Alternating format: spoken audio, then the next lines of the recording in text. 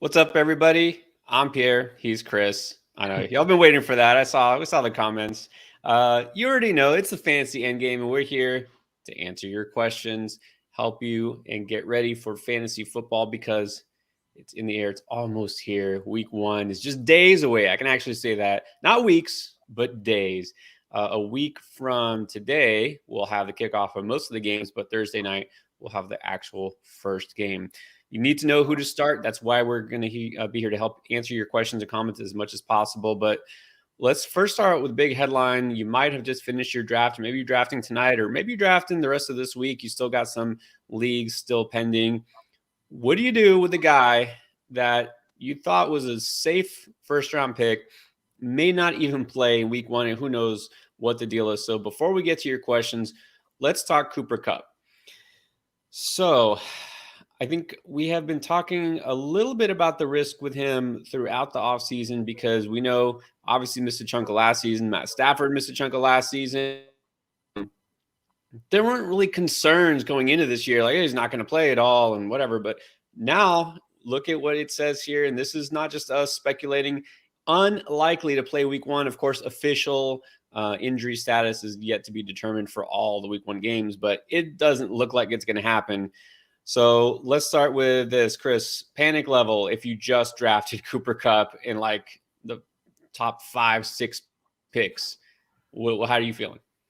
Not good. You can't be feeling good. We're talking about a 30-year-old wide receiver who I think originally injured the hamstring August 1st and then recently had a setback and is now going to see a specialist. So Ian Rappaport reporting today, I think it was today or late last night, he's going to see a specialist about the hamstring. I mean, you can't ever feel good about a hamstring. You never want to hear that, especially on a player like I don't want to say old because we're older than Cooper Kupp, but old in NFL terms. And you really don't want to see him like going to see a specialist. Like why? Like what are we talking about here? Why does he need to see a specialist for a hamstring strain? So I think the panic level has to be fairly high right now. Yeah, like you said, if it was, I mean, look, there's other guys. Let's say if it was, just think of somebody else who's like a first roundish kind of pick. If it was a young receiver, if it was like an AJ Brown, yeah, that's concerning, right? It's more concerning because, like you said, Kupp has had some serious injuries and just coming off an injury last year and had serious injuries in the past, and he's not the youngest of the players out there.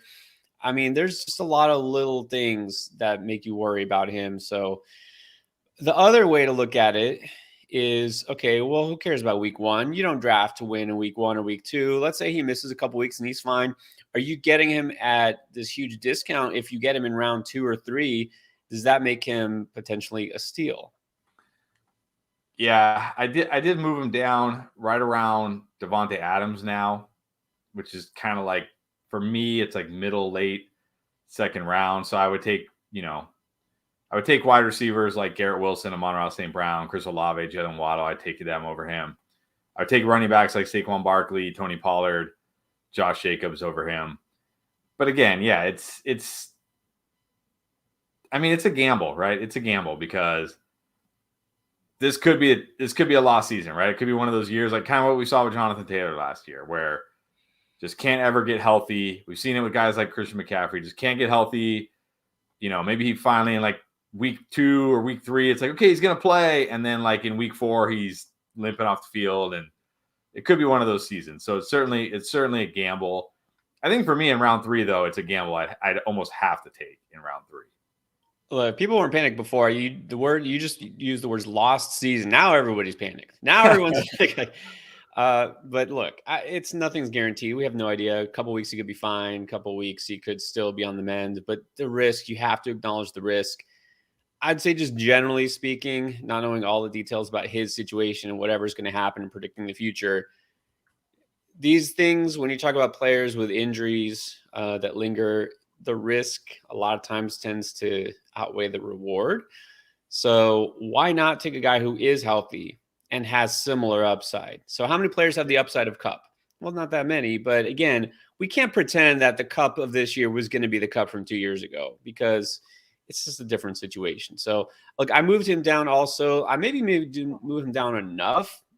I probably will. I like to wait until I get more information before I really go, as far as I don't want to be the guy to overreact, so sometimes I guess I'm a little slower to make those moves, but before the season starts, yeah, I might slide him down quite a bit. So I think I have him early second right now. It's early second round pick. Yeah, so I got him more like mid to late second, but I could certainly see like taking him earlier. We know, like, yeah, he wasn't the Kupp from 2 years ago last year, but he was the leading wide receiver points per game when he got hurt. He was outscoring every wide receiver name. I don't care. Drop any name you want in the comment. He was outscoring them all.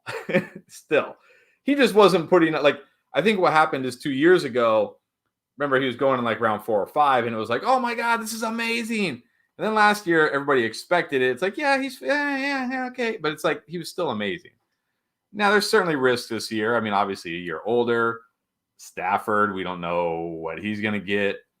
So I think, like, yeah, mid-second is where I feel, I don't want to say comfortable. That's not the right word. Because you're never going to feel comfortable clicking that draft button on Cooper Kupp right now. But that's where I kind of feel like the potential reward is worth the potential risk. Every league, of course, is different. Depends on who else you got, where he falls. I mean, talk about overreacting. We saw somebody made a comment yesterday. Then they say that Kupp fell to like the 5th round. Okay, that's ridiculous. That's just like absurd. Like, come on. He can be ruled out half the season, and that would be too much. But anyways, yes. All right, we'll see what happens. That's why fantasy football is always so fun. You never know what's going to happen, but I would say, yeah, you have to slide Kupp down your draft board right now if you still haven't drafted, but don't go so far as to keep passing on. If it's like second round, third round, yeah, just pull the trigger. It's worth the potential reward there. All right. So with that said, we do know that there are some other injuries that we need to keep out for, an eye out for. Terry McLaurin's a big one, and we discussed some of those yesterday. So we're going to try to answer all your potential draft questions if you're drafting maybe tonight or the rest of this week. And your start sit questions. We did drop start sit for running backs yesterday. Go through every running back that might even potentially matter in fantasy football and tell you yes, no, maybe so. And then same thing, receivers just came out as well. And don't worry, we didn't forget about tight ends and quarterbacks. We got that coming out too. So everything that you need to know, except for kickers. Not doing kickers. Yes. All right, so let's get ready. That's right, we are ready. Let's start with some questions. Now, reminder, if you're new to the game here, as far as how we do our Q&A, we will get to as many comments and questions as possible. The super chats come up at the top. We're going to do those first, of course, because that's what that feature exists for. And we'll do as many others as we can. If we missed your question, if it was a super chat, let us know, because that might accidentally happen. But if not, just be patient, try again, and we'll get to as many as we possibly can. And what is up? Stinger's in the house. What's up, Stinger? Also in some of our leagues. All right. Let's get to the first one. I already see a couple of super chats. I'll start with Steven and the Cooper Kupp question. So we didn't really get to this exactly. We did talk a lot about it yesterday. So who's the biggest beneficiary if Kupp is out? Let's just get that out of the way first, and then we'll ask about the last three guys. So on the Rams offense, Kupp is out. Who wins? I think Tyler Higbee probably wins. He feels like the winner to me because, like, you look at, I like Van Jefferson, but I'm not ready. I don't know if he's going to necessarily be like the guy. Puka Nacua, I think he's interesting, but he's a rookie. Tutu Atwell, Ben Skoranek, I think Tyler Higbee is the guy I'd be targeting the most, because I feel like he's the one who's probably going to soak up. I mean, look, no one's going to get Cooper Kupp targets. No one's going to get that target share. It's just not going to happen. But he's probably going to soak up the majority of them. So I feel like Tyler Higbee, in fact, I just did a draft and with my buddy, and we missed out on a lot of the tight ends. And I was saying, look, if we miss out like on David and Njoku, just wait till the last round and grab Tyler Higbee. I think Tyler Higbee might be the best late round, like last pick tight end you can make right now, because he's at least going to have value early in the season while Kupp is out. And then when Kupp comes back, you can either keep rolling with him or you can try to figure out a streaming option. So I think Higbee's the guy that's probably going to benefit the most. That's it. Well, first of all, you hit it when you said like the real winner here is nobody. Like nobody wins from Kupp being out. Like, the Rams just lose. Maybe Akers gets more touches, but I don't know if that makes him necessarily more appealing because teams aren't going to be as scared of the passing game. But anyways, yeah, Higbee is a guy, honestly, I paid almost no attention to throughout the entire offseason until the last couple of weeks. A little bit because I thought, well, man, that depth chart is just lacking. I mean, Puka's interesting as a rookie, but he's a rookie and, he's not necessarily going to be used a ton early. I think Higbee becomes super interesting now because he's the type of guy who could benefit a lot from all those targets being vacated. So I do think that Higbee makes the most sense. Van Jefferson becomes slightly interesting, but I think Higbee for sure. Yep. Let's go with this. How do you feel about starting Jamal Williams, Cooper, and Adams? I mean, are we picking one or are we starting all three? I mean, look, I feel very good about Amari Cooper and Devontae Adams. I don't feel great about Jamal Williams. One thing about the Titans, even though you look and think like, oh, they're a bad defense, they're so bad that teams are just able to throw all over them and they hardly really run the ball. Like that was the thing last year. It's like, remember last year it was like start your wide receivers against the Titans. Don't worry about it. Like, because they're just such a pass funnel. But I think Jamal Williams will be okay. It's not like it's a defense I'm super worried about. And I don't think the Saints are going to throw the ball 40 times. So I don't know if you're asking like who to start here. I prefer Adams, then Cooper, then Jamal. But I think if you're starting all three, it's fine. Yeah. I'm trying to figure out that, like, how do you feel about it? I'm assuming he's starting all three. Jamal Williams is probably more appealing this week than he will be maybe the rest of the season because Kamara's out at least for 3 games, and then Kendrick Miller for sure is out this game. I think, well, not for sure. It looks like he is. So, yeah, I think Williams is fine this week. I don't know if I want him starting all year, but obviously if Kupp is out, that's why you're asking, right? You have to pivot. So, yep. All right, let's go to Anthony Cervantes. Pick 3. We got Mondre, we got Kenny Walker, Akers, Rachaad White, and Robinson. Interesting options. I think you got to start Stevenson. I kind of feel like you have to start Rachaad White. And then I feel like you have to start Kenneth Walker going against that on the other side there against that Rams defense that basically has Aaron Donald and like who else? Like who else does that defense have? I don't know. I actually saw a stat today. The Rams defense only has 2 players on it. The whole defense, not just the starting, like the whole defense that were drafted within the first 2 rounds. I mean, everybody else on that defense is drafted 3rd round or later. Like, it's going to be horrible. That defense is going to be horrible. And Aaron Donald can only do so much. So I think Stevenson's a must. I love Rachaad White this week against the Vikings. I think he's going to catch a ton of passes. And I think you got to go with Walker against the Rams. Yeah, so I said it's on the RB start sit. Until I'm proven wrong otherwise, I think Mondre is pretty much a must start regardless. And there's nothing about this week that makes me think he's not. I know it's not a great matchup, right? But still, I think he's got to based on volume. Walker is borderline must start, especially early in the season. I don't really know how much Charbonnet is going to get on the field right away. But I'm not scared. Charbonnet is not scaring me away from starting Kenny Walker. And this matchup is definitely not scaring me. Akers is a little bit tougher spot. Akers, White, and Robinson. It's really close between those. You know which way I'm going. I'm going with my boy. He's been my boy. And this week, I think he's going to smash. So I'm going with Robinson. because of the matchup right against Arizona. So I'll go Robinson, but it's close. White is a really strong start, I think, too. But yeah, I think to me the first two for sure, and then I would go Robinson, but it's close. It's really close. All right, what about Cerulean Dog? Missed half my draft. That's never a good start. I guess so. You got Hurts, Bijan, Sanders, Hill, Sun God, London, Andrews. Well, that's pretty good for missing it. Mike Will, Cook, Hall. Man, maybe you should miss more of your draft. No, that's a good draft for missing it. Okay, so he needs 2 running backs and 3 receivers and a flex. Obviously, all right. Bijan. Well, at running back, you're definitely going Bijan and Sanders. And then for your 3 wide receivers, you're going Hill, Sun God, London. And your flex, you're going Mike Williams. Easy. That's a great team, by the way. I would exactly what you have. The way you listed it there is how I'm starting it for sure.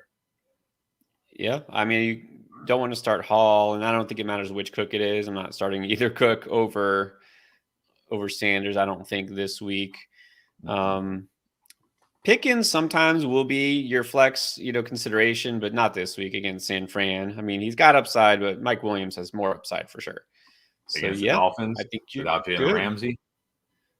Well, no Jalen Ramsey, but that's just even better. But and then Herbert's interesting, but I'm not putting him over Sanders. So I think you're already set. You got your team. You got a good team. So very good team. Did pretty well. All right.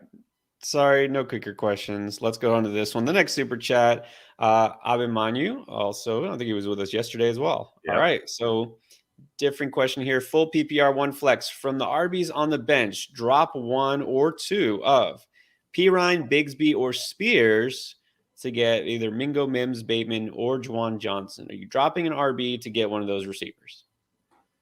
Yeah, I think I could drop. I mean, if your tight end is terrible, but like if your tight end is, I don't know, Irv Smith, then maybe I would drop somebody for Juwan Johnson. But assuming you have an okay I'm going to assume you have at least an okay tight end, so I'm not dropping anybody for another tight end. I do like Spears this year, but he's probably nothing more than a pure handcuff. I mean, he may play on third downs because Derrick Henry doesn't play on third downs really. But it's not like they're going to, target him relentlessly on third down. So I think I could drop Spears for Bateman right now. Because I think Bateman, like when I look at Mingo, I do like Mingo and I do like Mims. And you can maybe make a case for Mims early in the season with Jerry Jeudy out.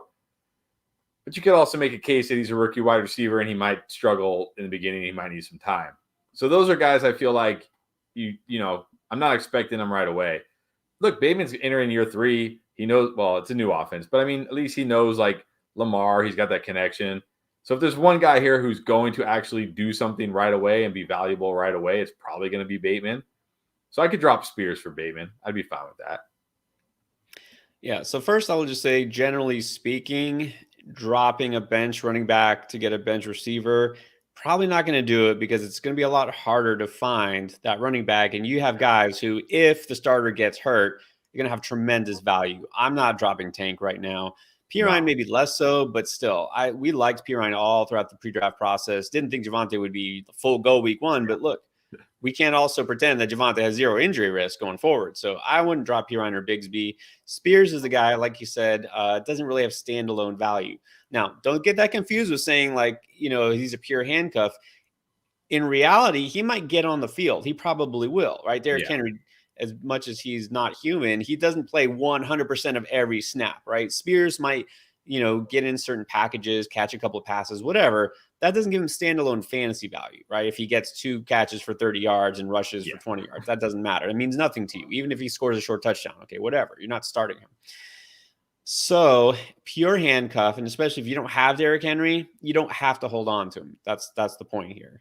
And then Mingo, I mean, he's not doing much for me right now. I don't see any compelling reason to get Mingo. Mims, let's see Denver first. I mean, the jury's still out on even like Cortland Sutton and all those guys, right? As far as fantasy. So I'm not running out to grab Mims. Bateman would be the one, like you said. Johnson, I like Johnson this year, but unless you're starting him, there's no reason to just to stash a backup tight end.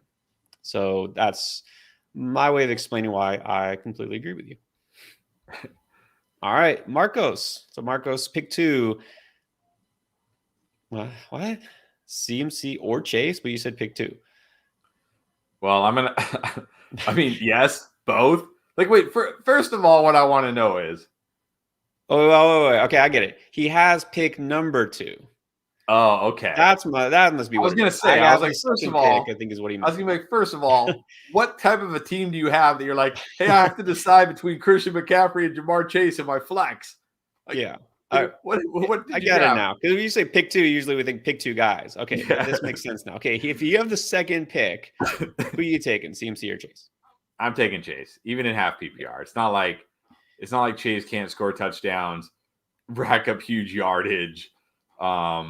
You know, I know most people think like, oh, half PPR it hurts the receivers, and sure, it hurts guys like, you know, guys that don't score a lot of touchdowns maybe and don't get a lot of yards, get a lot of catches, but it's not going to hurt Jamar Chase. He's going to be fine.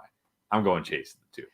I'm going Chase. Go with the stud receiver. And look, you can make that argument. How does it not hurt a running back whose main asset is that he catches a ton of passes? So that argument doesn't fly, at least not for McCaffrey. Maybe a Derrick Henry, but not for him. So, yeah, pick 2. Again, look at the rankings, which, by the way, we mentioned as far as rankings, where Kupp goes, just updated on Flock Fantasy. So if you haven't done that yet, this is a good time. flockfantasy.com/endgame. You can check our rankings. And in fact, I did literally just last night update finally my redraft rankings and Dynasty Superflex rankings up to date as of what's today? September 3rd. So there you go. So check those out, our draft rankings, so you know where these guys land. I might slide Kupp down a little bit more. I'm still undecided on that. But yeah, I got Chase too. That hasn't changed at all since last season ended. Jefferson's number 1, Chase is number 2. If you're looking for a reason to bump those guys down, it's just because you're looking for a reason to bump those guys down. There's no reason not to have Jefferson number 1, Chase number 2. I get the CMC, the appeal of a running back, but look, if you aren't watching our videos all off season, you might be surprised to find out we don't have CMC as the number 1 running back either. But that's a whole different thing. True. All right, let's go to Royland. What's up, Royland? What's up? JT in the 9th? In the 9th? I will happily gamble on JT in the 9th, especially if you have an IR spot. I mean, if you have an IR spot and JT is there in the 9th, that's like a no-brainer to me. Like, okay, what's the risk of JT in the 9th? He sits in your IR spot all season. Okay. Like, who else are you taking in the 9th that you're like, oh, I should have got him instead? I mean, yeah, maybe like an Addison or a Flowers or something like that. Sure, maybe. But chances are whoever you're going to draft in the 9th, like we're going to have a lot of busts in the 9th round. That's why they're going in the 9th round. Like, the bust rate is high. JT in the 9th, that's a smash. Even without IR, I'm taking JT in the 9th. I think we were talking because, okay, I did just have a draft and we were talking about JT. And unfortunately, this commissioner won't allow us an IR spot, which is pretty annoying.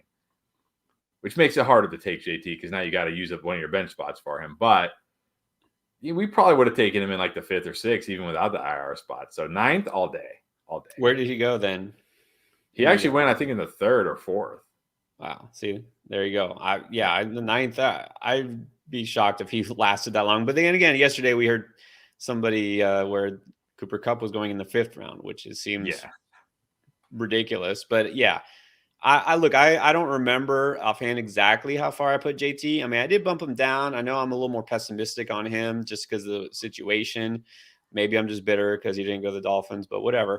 But 9th round, I know I don't have him that low. By that point, you're already looking for your RB3, RB4. There's no way you can tell me there's anybody in that range for running back who has anything close to the upside of JT, even for half a season, I have to wait till October 31st. Okay. Give me a guy who from October 31st on can outproduce JT. It's probably not going to happen. So 9th all day, every day.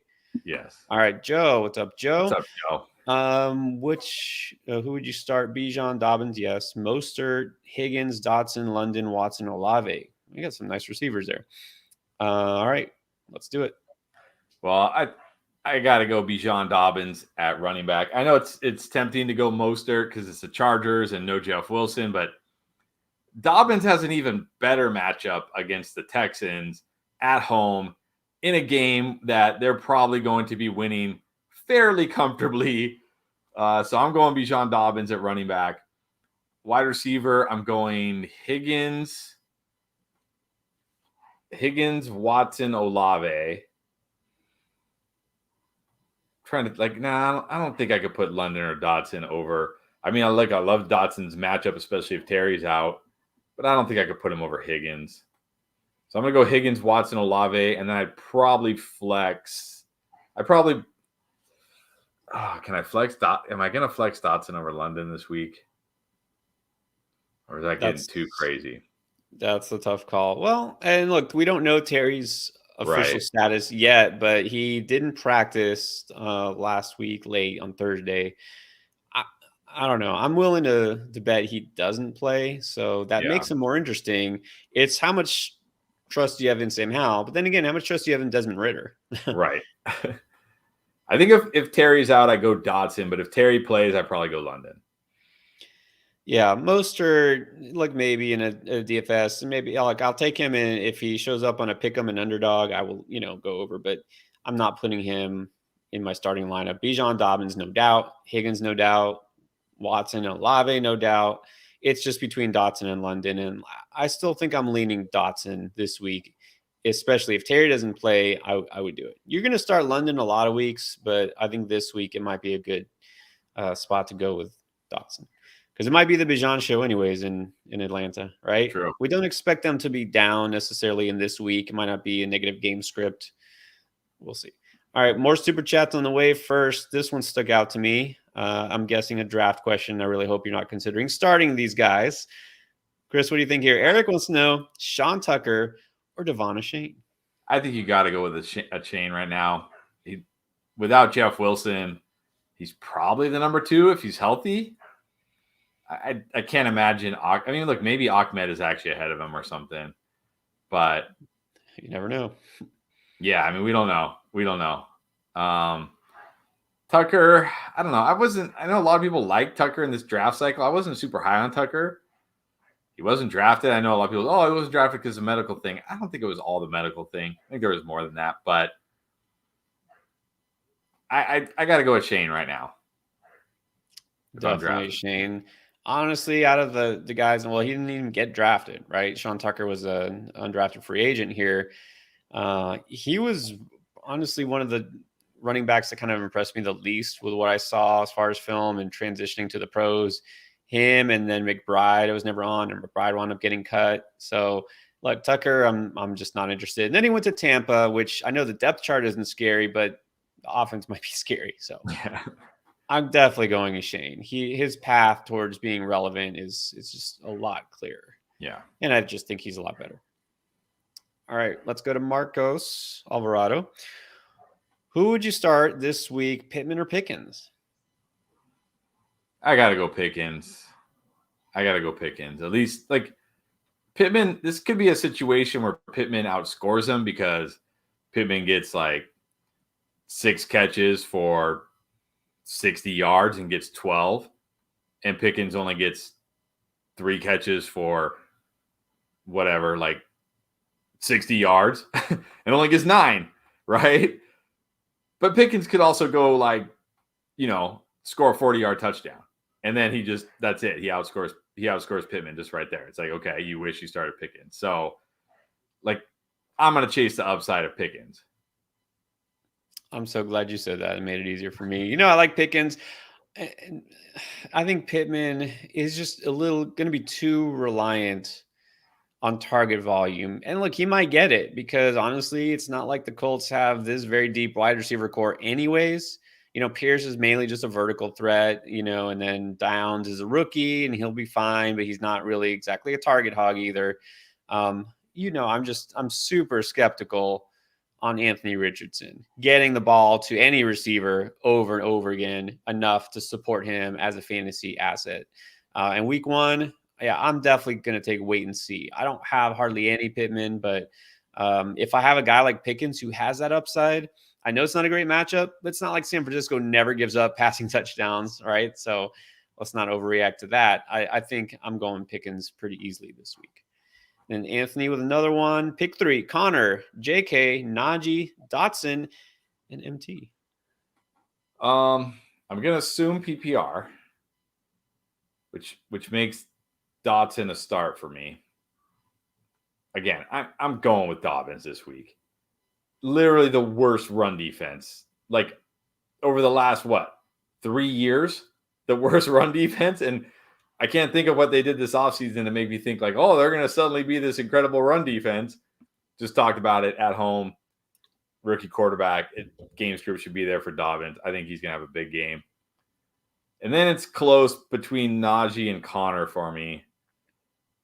Najee against the 49ers, you can't like that.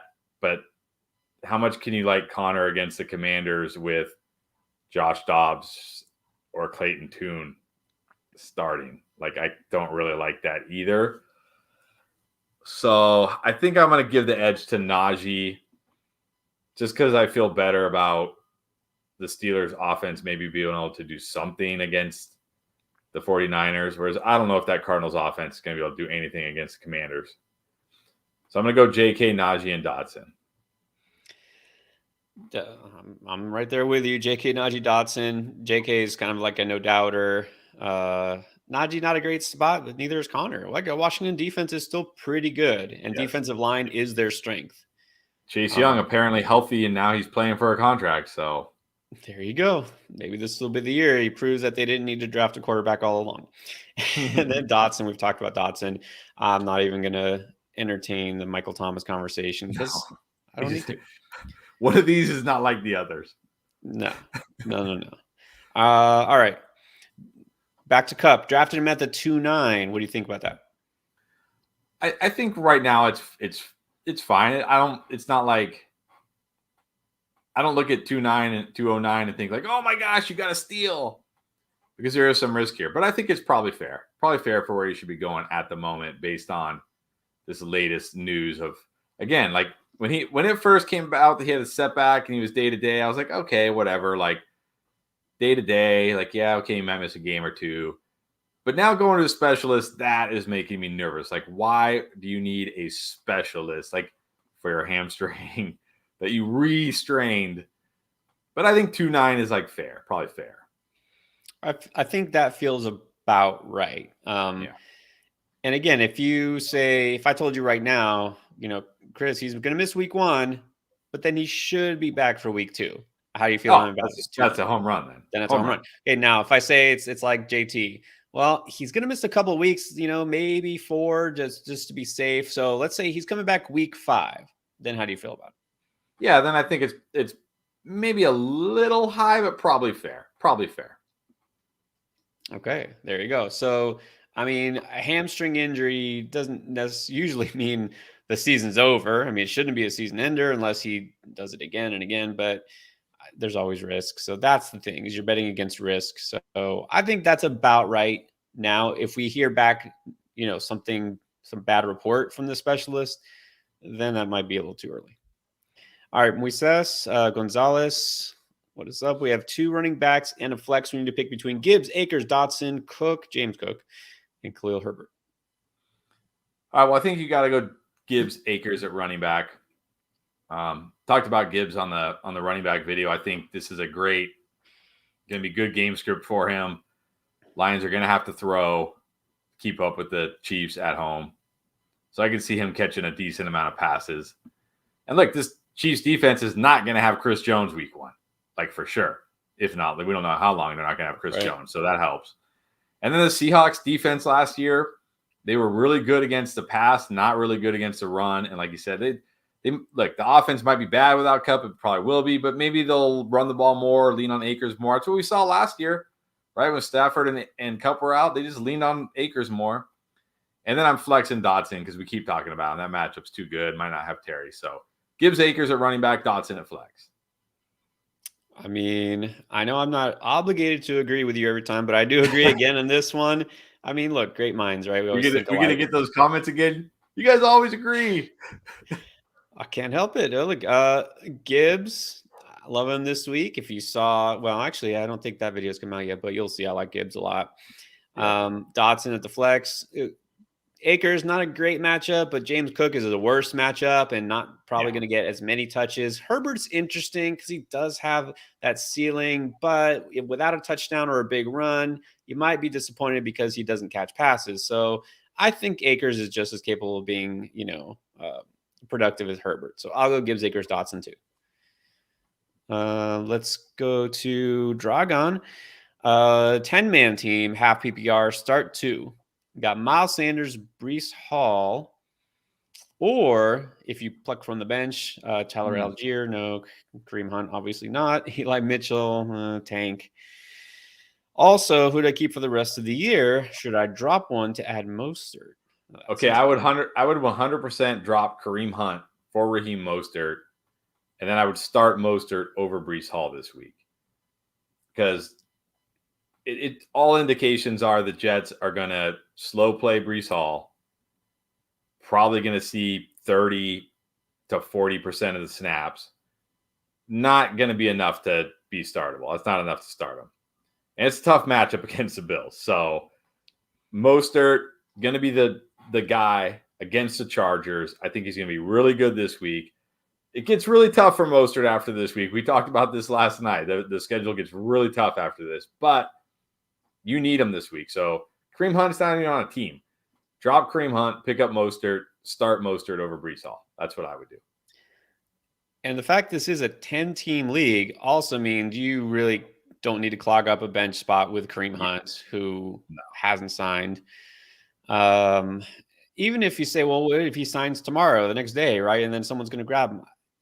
Still, I mean, what team is he going to sign with where you're going to be doing, jumping for joy? Oh, now he's on the Colts or now he's on the Vikings and he gets to compete with it. It doesn't make him more valuable than Mostert. So I agree. You don't need to hold Hunt. Add Mostert. Breece Hall, I have 0 of this year. Told you, probably don't draft him. Even if you told me he's 1,000% healthy, he still has Dalvin Cook there, who they got for a reason, and they're going against the Bills week 1. You can't wind up throwing a guy in your lineup who's going to get you like 40 yards maybe. And then, that's not going to do it in a 10-team league. So, yeah, I can agree with all of that. And then Rise. What's up? In my league, I picked from the 12th spot. Got Bijan. Nice. Devontae Adams, Higgins, Ridley, Aaron Rodgers, Rashad White, Sanders, Pittman, Addison, Pirine, Quentin Johnson, and Deion Jackson. What do you think of that? Great start. Yeah, great. Bijan at the 12. I don't know who else was there at wide receiver. Adams isn't necessarily my pick there, but he'll be good. He'll still be good. Obviously you waited on QB with Aaron Rodgers. I don't know who's on waivers, but he's definitely not my favorite QB in a 1 QB league. But outside of that, the team is great. I mean, Higgins, Ridley, you got Bijan, Rashad White, Miles Sanders, Pittman, Addison. You got good pieces on the bench. I definitely think this has got to be a strong contender. Yeah, obviously went with a kind of anchor RB build here around Bijan. I like your RB2s all have some upside with White or Sanders. This week I'd go Sanders, but, it's close there. Yeah, I think this is strong. Look, you got guys in our drafts. Adams, Higgins, Ridley are all second-round picks. Yeah. He got all 3 of them after Bijan, so that's smart. Obviously, Rodgers is not my favorite pick there, but he's not going to kill you. I mean, I don't know who else is out there, but might. I don't think he'll kill you single-handedly. Geno Smith on waivers? Like, Geno gets the Rams at home this week. Like, Geno was a guy where if I just somehow missed on all the quarterbacks, Geno was the guy I went with because I'm like, at least I know in week 1 he should be really good at home against the Rams. Yeah, I would prefer a different quarterback, but again, it depends who's out there. And he added in here, Higbee at tight end, solid. Nice. I mean, obviously you waited on tight end, which is fine, and that's smart. Waits on tight end as opposed to waiting on receiver. So yes, I think that's good. All right, we got more. By the way, just want to comment real quick because we are catching up, and by that I mean behind. If you threw a super chat out there and it's been about 10 or more minutes, don't worry, we didn't skip you or forget about you. We're just still getting there. We have so many chats. We're going to try to get to as many as possible, but we don't want to just fly through them. We want to give you all the time that you deserve to answer these questions. So that said, first, not a super chat, but I have to throw this in just to make sure we get at least one defense question in. Miami or Jets? Man, I don't want to start any of these defense. I mean, I definitely do not want to start Miami against the Chargers. No way. on the road. On the road, no way. I mean, the Jets are an elite defense. Yeah. But you're still playing with fire going against Josh Allen and the Bills. Because even if the Jets are shutting them down, at any moment, Josh Allen and that offense can get going and score 20 points in like a quarter. And suddenly your defense that was killing it isn't killing it anymore. But if I had to choose, I'm still going to go with the Jets because they're the better defense and they're at home. But I prefer a different defense. I mean, if you're asking between these two, I wonder, do you have two defenses rostered? Because somebody probably drafted the Jets defense for sure. I doubt you're just wanting to stream them, right? Maybe you have these. If you have two defenses, you don't need two defenses. Maybe you could drop Miami and stream a different defense, but that gets into a whole thing. And we're probably not going to spend that much time on it. So between the two, I'll just say Jets defense. It pains me to admit it. Their defense is better than Miami's, especially while Ramsey's out. And Josh Allen will turn the ball over some. It's not like you're guaranteed. The Chargers, Dolphins could just be a score fest. Yeah. All right, back to Super Chats. Powerhouse, who's a fan of GameStop. All right, I'm a fan too. All right, David Montgomery or Rachaad White? I'm going to Rachaad White. Unless if it's standard scoring, non-PPR, I'm talking like non-PPR at all. Then I'll go Montgomery because I think Montgomery has more touchdown upside. But Rachaad White, better matchup. Because again, talked about the Chiefs. Even that Chiefs defense isn't like an elite defense. I do worry that, if the Lions are behind and they're throwing a lot, is that going to kind of hurt Montgomery, his usage a bit? Whereas White against the Vikings, like worst case for White, it might even be worst case. Best case for White is the Vikings are up 3 scores and the Bucs are throwing it a ton and the Vikings are just pinning their ears back, going after Baker Mayfield. And he's just snapping the ball and look, where's Rachaad White? Okay, he's just doing this all game to Rachaad White. And he has one of those, like 8 catches type of games where he just PPRs you to death. So if it's any kind of PPR league, I'm going White. If it's standard, I'll go Monty. Yeah, the Chris Jones thing, that makes it more interesting for Monty. Obviously that helps, Definitely. But I think that really kind of hurts their pass rush more so than the run stopping. And I think this is why I still like Gibbs a lot more than Monty. Monty is a little bit more game script dependent. So Monty in a standard league, because touchdown upside. But Rachaad White, what I like about him this week is not just the matchup, but he might benefit no matter what the script is, because if they're down, they'll be passing it to him, like you said. And if they're up, well, they'll be running it with him. I mean, I just think that's what the plan is going to be because of their quarterback situation. All right. And then we got Nenoa Pass, 10-team PPR, 1 flex. Fields, Saquon, Jacobs, Dylan, JT. At wide receiver, Devontae, Metcalf, Watson, Gabe, Elijah Moore, Quentin Johnson, and then Pitts. 10-team league. Is that a W or an L? Well, I mean, even with JT, you still got Saquon and Jacobs, so you're not even going to miss JT, hopefully. Yeah. You got good wide receivers.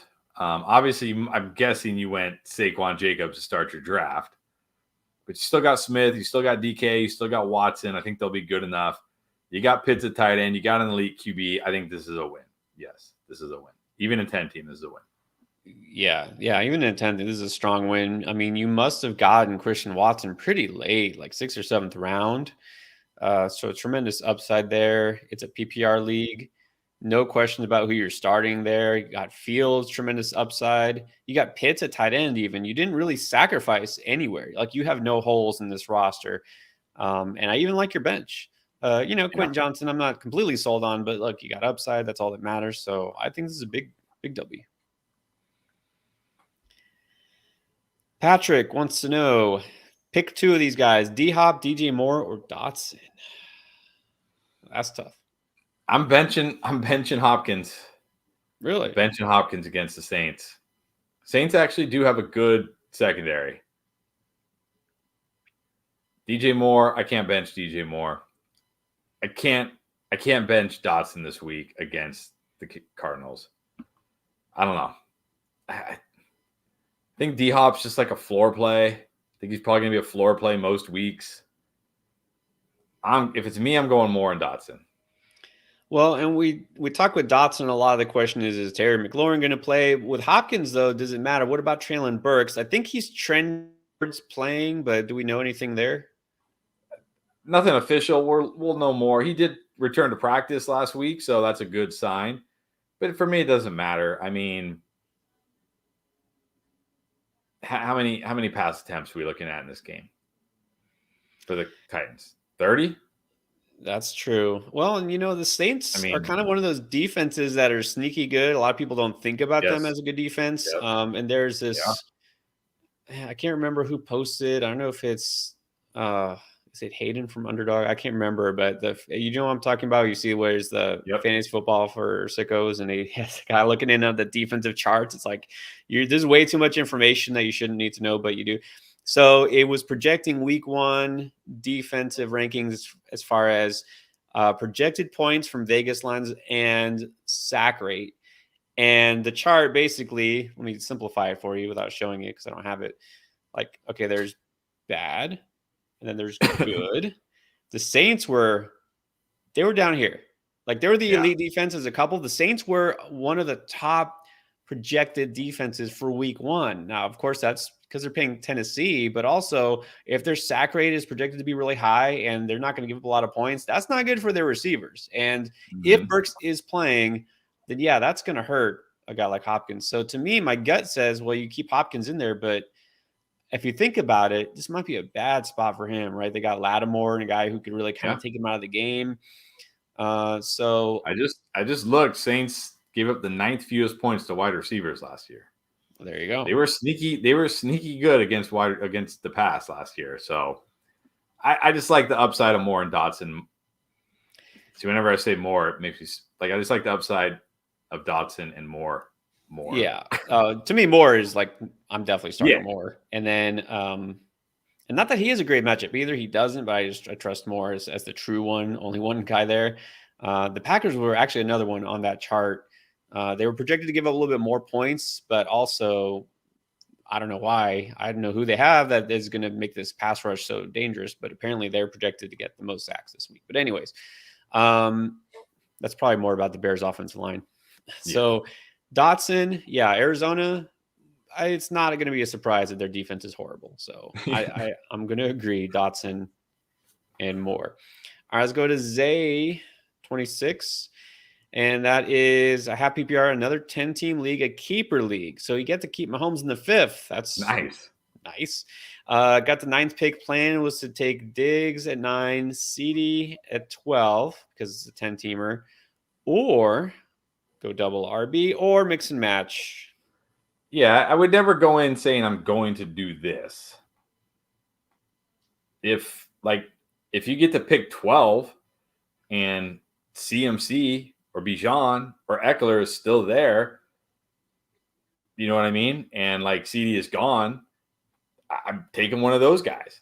At pick 9, you might get, what if Tyreek Hill is at pick 9? Because he does kind of go there. He goes like around pick 7 on ESPN, Yahoo, and Sleeper. So I wouldn't go in with like a plan, like I'm going to take this guy and this guy, or should I grab a running back and then this? You gotta, I mean, it's good to kind of know how you like guys and who you have ahead of who and who you would take over who, but you never know how drafts are going to, you never know what crazy pick somebody's going to make. Somebody at pick 3 is going to, take whatever, who knows, but take Derrick Henry. Cause I mean, it's Derrick Henry. Like, oh, come on, it's Derrick Henry. How do you not take, you never know, right? You never know. So I wouldn't go in with like a this or this. I would go like, hey, if the value is there, if a really good player drops, you take them. Basically. And I would say this, it's a keeper league. I mean, obviously you get to keep them at where you draft them. Bijan does become tempting. And of course you don't necessarily want to keep at your first round, but I don't know who's been kept, who hasn't. There's so many variables here. Right. Yeah. So just what you said, don't want to blindly go in. I'm probably not going to go double RB just in general, but yeah. You just got to go for value. So I think, look, if I got Diggs at 9 and CD at 12 and I already have Mahomes, yeah, I'm happy with that. You can't get much better. I would definitely be happy with that start for sure. I mean, I have CD ranked ahead of Diggs, so I would probably do it flipped, but I get it. Probably most people aren't doing that. And then another one from Marcos. Who's the better flex, Mostert or Pickens? This is like much closer than it should be. Again, only because it's the Chargers. And who is behind Mostert now? Ahmed, Shane, who we talked about, who's a rookie, who is already banged up. Who's the other guy they have, the undrafted free agent? Brown, is that his name? Chris Brooks. Brooks, that's right, Brooks, Brown, whatever. How can you forget? Chris Brooks. But could I really do it? Could I really put Mostert in over Pickens? I don't think I can. Yeah, I think only maybe if it's a standard league. Mostert's not going to catch that many passes. No. Maybe he has better chance to score, but yeah, I can't do that. I'm going Pickens. I can't do. I got to go Pickens. But it's definitely closer than it should be. And not because of the Mostert situation and the matchup. Right. Yeah. Josh Engel, thoughts on this 12 team half PPR? Got Fields, Tyhill, Ayuk, Pollard, White, Andrews, Mike Williams, and then there's the bench. Got Dylan, Watson, Flowers, Ford, and JSN. I mean, yeah, you probably do need more running back, but I mean, not really. Like you got Pollard, White, you got Dylan, Ford. I mean, look, Ford probably not going to give you any value when Nick Chubb is healthy. But you got Tyreek, Ayuk, Mike Williams. You probably need more wide receiver depth, actually. Well, yeah, and here's the thing. We know we talk about this. You don't need a backup quarterback because you got Fields, but are you just dropping Deshaun Watson? Probably try to trade him. Yeah, I would first try to trade Deshaun Watson if you can. I would want more wide receiver depth because even though I do like JSN, remember he's a rookie and he also is coming off a wrist fracture. Might be a very slow start for JSN. So, I mean, overall, I like the team. You got an elite quarterback. You got really good wide receivers. I like your running backs. You got an elite tight end. I like the guys on your bench. Yeah, I'd be looking to move Watson for potentially like a wide receiver 3, like, that type, like a wide receiver 3 type. And then it always kind of occurs to me, well, maybe if I feel good about Watson as a top 10 quarterback, maybe you get a much higher return by trading a guy like Fields. But unless somebody gives you a stud, like a guy who you can immediately put in your starting lineup, which they might, but yeah, probably better. Just see if you can field some offers for Watson first. So that's what I would do. All right, Mary Jo McKay. Who to start at RB2, Dobbins or White? Yeah, I like White a lot this week. But, man, it's Dobbins at home against the Texans, against a rookie QB. I can't, have to go. I cannot, I'd have to be really stacked at running back to not have Dobbins in my lineup this week. Yeah, we love Dobbins this week. It's got to be Dobbins. If you haven't checked it out, this is a good time to mention. Running Back Starts a video came out yesterday. Get all our takes on those guys. And coming up soon, in the next couple of days, you'll know who our boom picks are, our favorite running backs to go off this week. Just randomly mentioning that. Just all right. AB, what is up? Ayuk outscoring Debo this year. We're talking season long. Do you like Ayuk better? I mean, I could see it. It wouldn't shock me. It wouldn't completely shock me. I don't know if I'm ready to plant that flag and say, yes, he's going to, but it wouldn't shock me. Wouldn't shock me either. But here's the question is not whether, you think he gets more points, is who do you think is the better draft value? Well, Debo usually goes before Ayuk. Yeah. So that's why a lot of times I'd rather have Ayuk in round 5. Usually that's where he goes, unless we're in a draft that Clayton's in. But usually round 5 as opposed to Debo in round 3 or 4. So, yeah, I think it's going to be close. And then Kenny, back to Canada here. I like I like the What's George up, Pickens. Kenny? Any long-term comfort in Madison, Rashad White, Ashane, Herbert, Dillon, looking for help beyond this year? So Yeah, maybe a Kenny, a dynasty. big dynasty player. It's hard to have long-term comfort in any running back that's not a clear-cut stud. So with those guys, I honestly can't say I feel great about any of them. Even clear-cut studs, like Oh yeah, exactly. 2 years ago, right at the end of the 2021 season, you went into that offseason with arguably the dynasty 101, non-superflex, of course, but at least the RB 101. And now you have a guy who, like, people aren't even sure they want because he's going to miss at least 4 games, might miss the whole season, like crazy. Yeah. Do we feel good about Madison long term? Certainly not. Do we feel good about Shane long term? Certainly not. Herbert long term? Not really. Dillon long term? I mean, only if he leaves the Packers or Aaron Jones retires and they sign Dillon to a contract and don't draft anybody.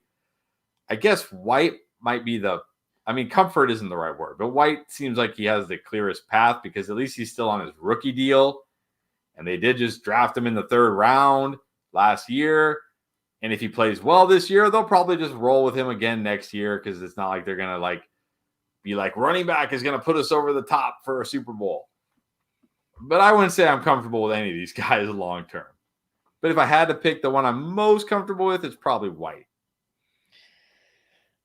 We have to, in fantasy, start looking at running backs the way that these GMs and owners do. Is they're disposable. I mean, you can't get attached to a running back even in dynasty because it doesn't matter how good, how high end this running back is. 2 years from now, everything could be different. Like that's just how it is. It's just a reality. 6 months from now. Yeah, exactly. I say years, but months. So yeah. I just don't worry about what these guys are going to do long term because chances are you're going to have to replace at least half of them, if not more. Yeah, exactly. I think in dynasty we need to start treating running back like how can you help me now? Let's see. Okay. Derek Just 10 team full PPR. I guess Lamar. Okay, QB's Lamar, RB Aaron Jones, Walker, Pierce, Mitchell, Gibson, wide receiver Jefferson, Waddle, Sutton, Bateman, Burks, Pickens, and then the Muth. What do you think? So you got an elite quarterback. Wide receivers are fairly. I mean, you got Jefferson, Waddle. That's great. You do have Pickens.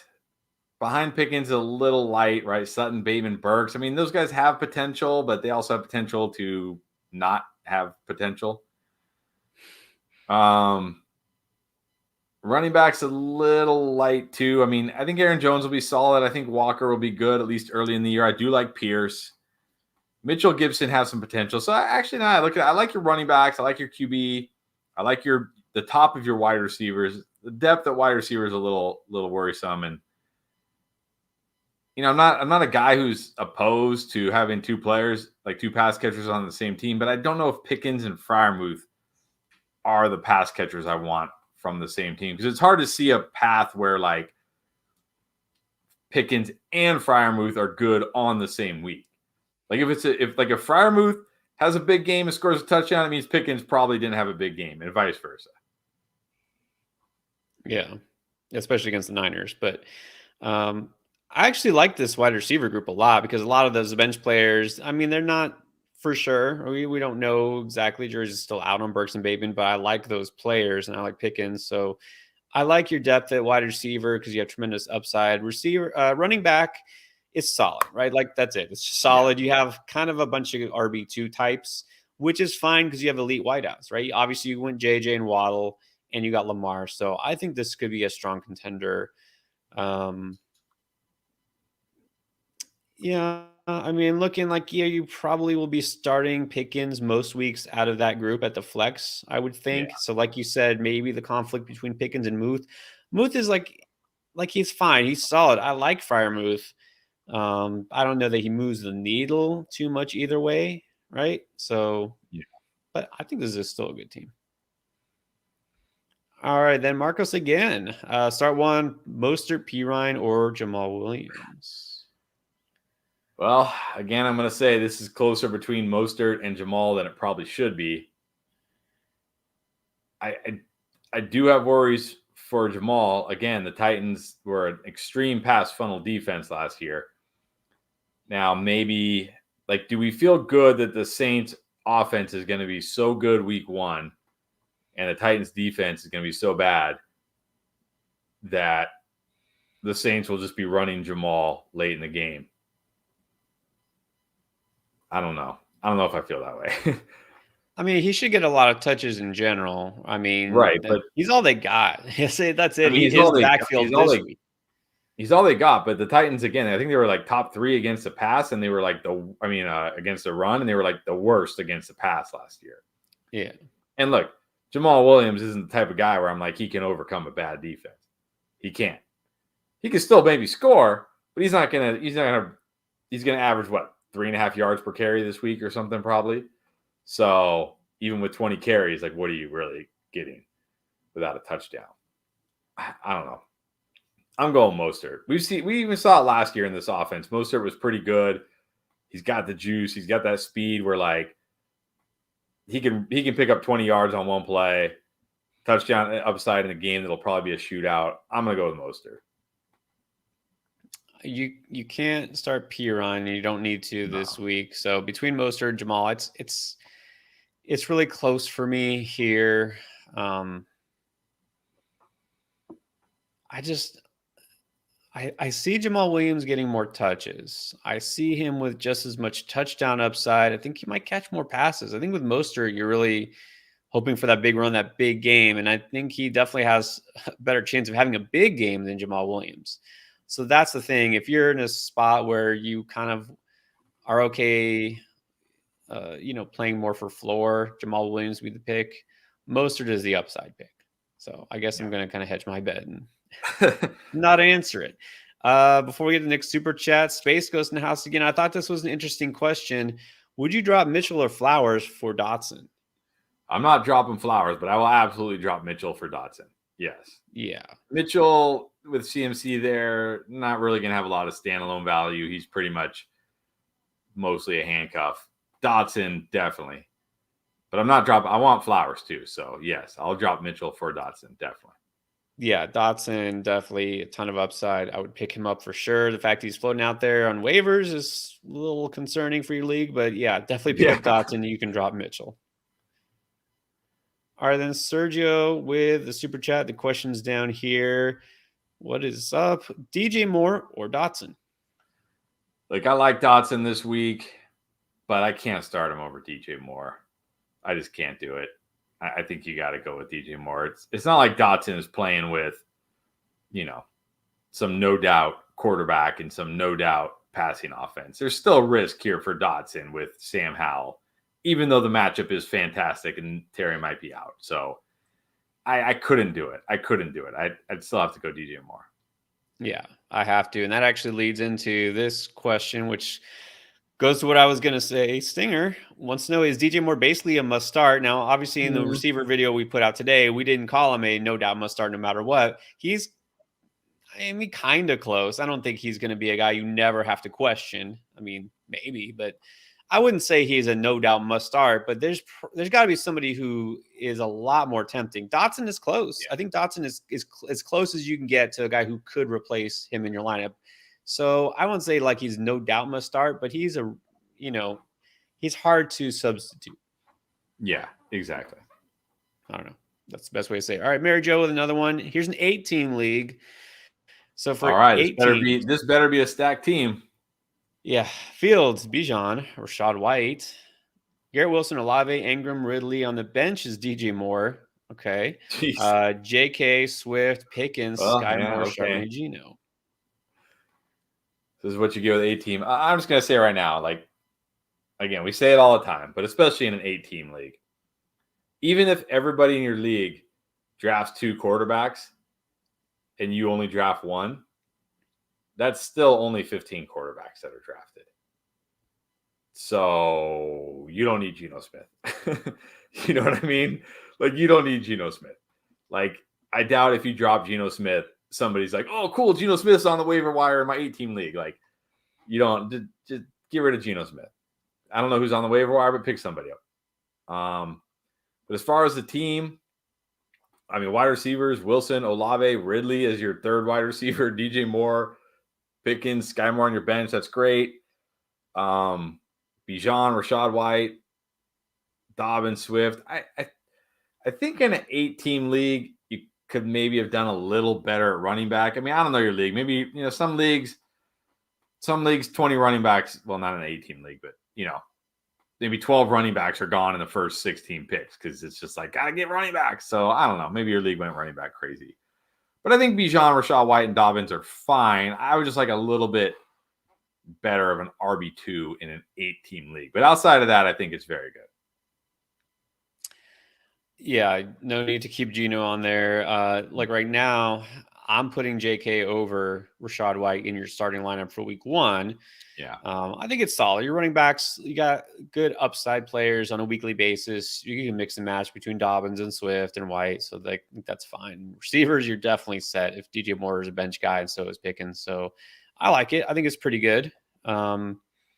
Yeah, now this is a league where who knows, maybe Dotson's on the waiver wire, somebody like that. You've got to have somebody you can pick up. Or Zay Flowers or Jordan Addison or something. Yeah, although, but she picked a lot of guys we like, so I doubt. I'm sure if they were there, she would have picked them. Yeah, so I would say maybe you should probably pick up a running back since your running back depth is going to be more important here. But yeah, it's good. I like a lot of upside, huge upside. I mean, you have guys that we've been all over and talking about all offseason: Garrett Wilson, Olave, and Ridley. You could have 3 potential wide receiver 1s for fantasy by the time the year's over. You could have the overall RB1. You could have the top quarterback. So I do love the upside here. Yes.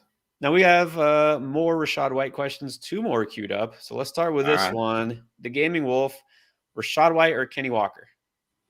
I can't start White over Walker this week. Even though I do like White, I mean, again, talked about it. They're at home. Rams defense has Aaron Donald, and that's it. I think Walker's still going to be great. Can't expect Charbonnet to instantly be like, taking half the touches. So I still got to go Walker at RB2 over White. I'm going Walker. I haven't been scared of drafting Walker this whole offseason.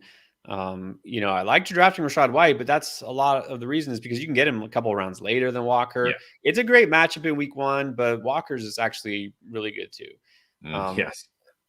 Besides the Cardinals, this Rams defense, once they trade Aaron Donald to a contender midseason, will be the worst in the league, I think, but we're not there yet. So still, Kenneth Walker.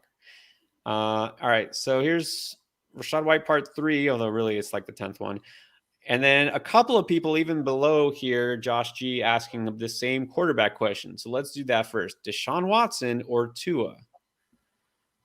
I could see this being close this week because I do think that Chargers-Dolphins game will be a shootout. And the Chargers always seem to, even when you look at them on paper, you're like, oh, this defense is loaded. They find a way to give up 40. Right? Or like in that playoff game, it's like, oh my God, this defense has just shut them down, and then they give up 30 points in the second half and lose. I might have to go Tua this week. I don't know if I'll always say Tua, but I think this week in that matchup, I'm going to go Tua. And then I'm definitely, I like James Cook this year, but against the Jets on the road, that's a great defense. I'm not expecting a big James Cook game. I'll go with Rashad White against the Vikings. Yep. I got to go Tua because the upside is there. I think Watson will be fine, but you want the potential for that 300-yard game, that big output. It's definitely there with Tua this week.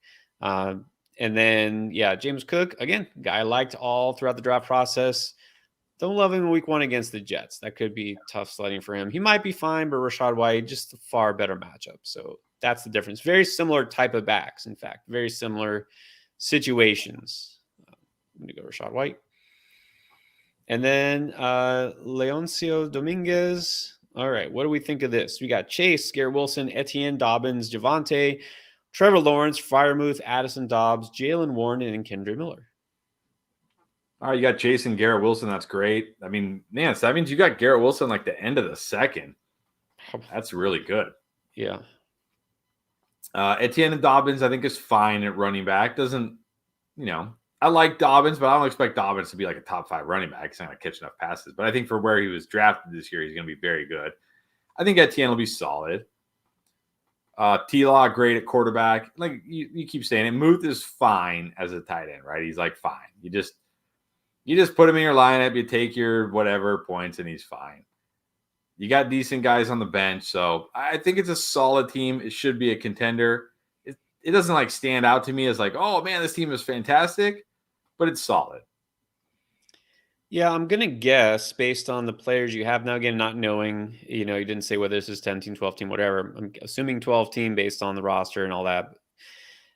I'm guessing your draft went a little more RB heavy because you were able to get Garrett Wilson after Chase, but also you probably got guys like Etienne in the 3rd, Dobbins maybe in the 4th. And then, just the way it laid out. So I think that's fine that your roster setup. I like all your players basically, except for maybe Javonte Williams. Not sold on him. Yeah, like you said, it doesn't stand out to me as a team that necessarily is, got a huge upside on the bench. I like Addison and I like Dobbs. I have a lot of Dobbs. Yeah, but I feel like they could be a little bit more upside on as far as the bench.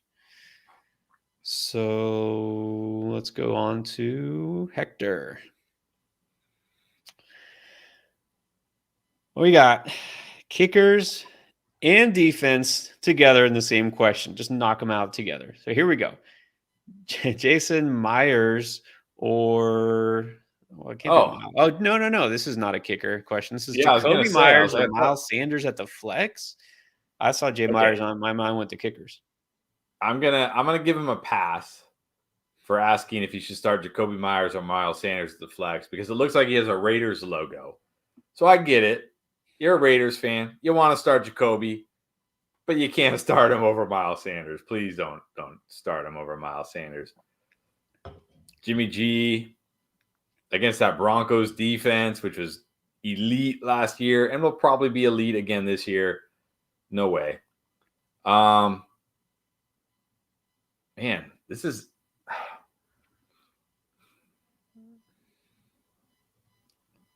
I know the Cowboys defense is elite, but can I bench the Commanders defense against whoever is playing quarterback for the Cardinals at home? The Commanders defense should be very good, and they're going to get either Josh Dobbs or Clayton Tune at home. I think I know the Cowboys D is incredible, and Diggs can have a pick 6 at any time. But man, the Commanders against that Cardinals offense, I'm going to air quote offense. I think I got to go Commanders here, but I really think you can't go wrong with either one, honestly.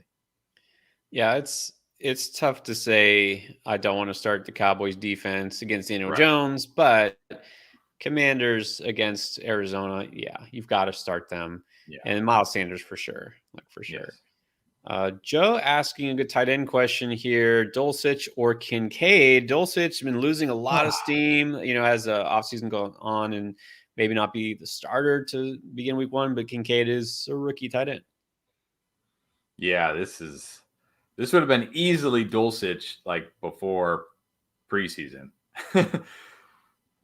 But Kincaid, if you look at how the Bills, they were not playing him out of the slot. They were running a lot of Dawson Knox out there. So you can't feel great about Kincaid either, even though I know a lot of people do. You shouldn't. I think I'll still go with Dulcich, especially if Judy is out. At least it's okay, there's one less guy for targets. Everybody's excited about Marvin Mims, but he's a rookie wide receiver. Probably not going to soak up a ton of targets. So I'll go Dulcich. Yeah, so I address both sides of this. With Kincaid, everyone's all excited about him being in Buffalo. I don't see them featuring him week 1. He's still a rookie, tight end, against a division rival, a really good defense of the Jets. Yes. I don't have high hopes for Kincaid this week. As far as Dulcich, and this follow-up question here from the Ice Cream Headache, I love the detailed avatar too there. Man. Ice cream headaches. No Those are fun. the worst. They're the best worst. They are the worst. Worst and the best at the same time. Why is Dulcich in the doghouse? I don't think he's in the doghouse. The thing is, he really isn't good at what you would call blocking. And that's sort of important for a tight end. And, he's a guy who's, there's plenty of tight ends who are mainly there for receiving purposes, right? Like, an Albert O type. Look what just happened to him. So Dulcich, he's going to have to gain the trust of his new coach. What did the new coach do? Sean Payton, he brought a guy that he knows from New Orleans, Adam Troutman, who really has done nothing the first couple of years, hardly anything. He was a highly touted tight end, which, again, goes back to why don't trust rookie tight ends, because everyone was all over Adam Troutman. Oh, the Saints offense. Yeah, he didn't do anything. The next Jimmy Graham. yeah, exactly. Okay, so anyways, Dulcich isn't like completely out. He's not in a doghouse. He's just not good at blocking, and he was really inconsistent to begin camp. So he's going to come along. He's still going to be targeted in this offense. He's just not going to be on the field enough to really be trustworthy for fantasy. But I think long term, he does have a chance to earn that trust, and he will get some targets, and especially when Judy is out. So I don't love him early in the season, even though he hasn't smashed spot week 1. I'm not giving up on him either. So this week, between him and Kincaid, I'm starting Dulcich. But I'm also not giving up completely on Dulcich just yet. All right, we're still catching up, by the way, guys. If you have some super chats, we're getting to them. We're now to Eclipse 310. Pick 3, Mixon, Gibbs, J.K. Sanders, and this is a standard league. All right, well, that definitely changes things. I think J.K. is a must in it. Standard PPR doesn't matter. Yeah. But especially in standard, because now you don't have to worry about him not catching passes. I think I got to go J.K. Sanders and Mixon. I think I got to bench Gibbs. Because the thing I like about Gibbs potentially this week is them being behind and Goff throwing a lot, and the Lions having Amon-Ra St. Brown and Marvin Jones, Josh Reynolds, Sam Laporta, a rookie tight end. Like, I could see Jahmyr Gibbs catching 5 to 6 passes this week. And if you go, like, let's say he catches 6 passes and even if he gets 80 yards and doesn't score in your PPR, and then maybe he carries the ball and gets like another 30 yards. I mean, like, I guess the standard, that would be pretty good. I mean, that'd be a huge game. But you know what I'm saying? Like, I don't know. Without that pass catching in the standard, it just hurts him, I think, more. And look, Mixon's going to get the volume. It's a good matchup for Mixon this week against the Browns. And it's week 1, so you don't have to worry about him being banged up. I think I'm benching Gibbs in standard scoring out of these 3. Well, I'm going to differ a little bit. JK is a must start. I think Sanders is solid. I'm still going to go Gibbs over Mixon, even in standard, because here's the thing. You take away the pass catching. A lot of Mixon's value last year came as a receiver too. And he wasn't scoring that many touchdowns despite being on the Bengals, right? So it's not like he really has this edge over Gibbs. If you ask me who's the better runner, just pure runner and getting rushing yards right now, it's Gibbs. Like, I think it's Gibbs. I don't care if I've even seen him in a regular season game. Joe Mixon, was not that great last year. So he's terrible. Yeah, I still think I would go Gibbs. Better chance of a big run, of just as good a chance to me of getting a touchdown. So obviously it knocks him down quite a bit in terms of value being standard league, but I would still, me personally, give the edge to Gibbs. But I could see going Mixon. Les has a question up here, and it is, would you drop Damian Harris or Tank or Jerome Ford for Jameson Williams? No, I'm not dropping anybody for Jameson Williams. The guy's going to miss 6 games, missed almost all of preseason and training camp. Never played more than 25% of snaps last year. He's going to come back week 7. Like, barely, like, there are rookies entering week 1, who already have had more practice and experience than Jameson Williams has in a year and a half of football. And that's not even a joke, because the guy barely got on the field last year because of the ACL, didn't get to practice all year, barely saw the field, and then barely got to do anything this year. So, yeah, I'm not dropping anybody for Jameson Williams. No. No, I don't have much interest in Jameson Williams this year. I just don't. I'm not dropping a running back. Look, those backup running backs, you think, well, whatever. What am I going to do with them? But just wait. When the time comes that one of these guys becomes a hot waiver wire pickup, you're going to wish you still had them. A Nick Chubb injury, James Cook injury, these guys are going to be super valuable. Jameson Williams, even when he does come back, I need to see something because we have not heard. It's not just the games that he's going to miss for sure, the suspension. It's the fact that he has not looked good in practice or preseason or anything. He just hasn't. So, yeah, he's got a lot to prove before I have any interest in him in fantasy. So, no thank you for me. Danny Morales, a 10-team league, got Mahomes, Jettis, Waddle, Walker, Pierce, Dotson, Javante, Pitts, Deion Jackson, Mostert, Charbonnet, OBJ, Pittman. Good or no for 10-team? Well, I mean, you got an awesome QB. You got two very good wide receivers. You got Dotson. That's it. That's your only other wide receiver. You got OBJ and Pittman. Okay, well, you got decent wide receiver depth. I mean, you got Dotson and Pittman. Obviously, you waited on running back. You got Walker, Pierce, who I do like those guys. I mean, I like Charbonnet. I like Mostert this week. I'm probably not going to like him after this week if he even stays, if he is still healthy, of course. We'll see about Deion.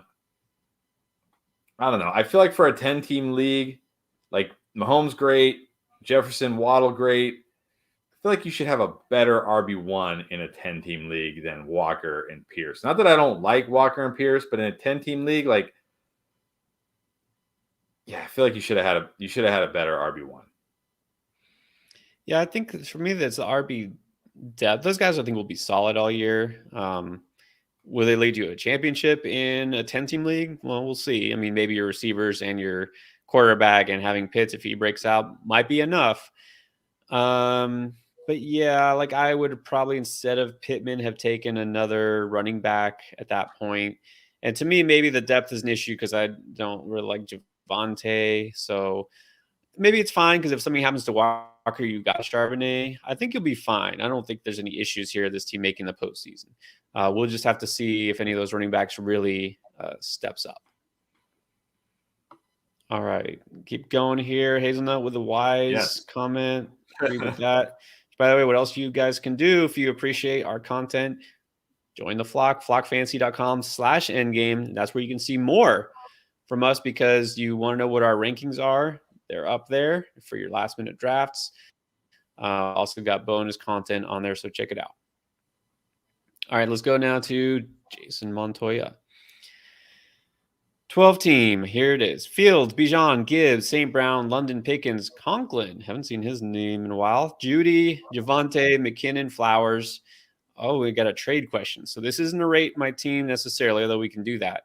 Being offered Andrews for Pickens, and I guess his starting tight end is Conklin. Yeah, so this, I mean, at first glance, this is like a smash accept for me, but let's see who your wide receivers are before we get carried away. St. Brown, London, Pickens. So you'd be replacing Pickens with Flowers. But man, is the potential drop off from Pickens to Flowers the same as the potential drop off from Andrews to Conklin? Look, I like Conklin as a potential tight end sleeper, but is he really going to put up the weekly production anywhere near what Mark Andrews will? Probably not. Probably not.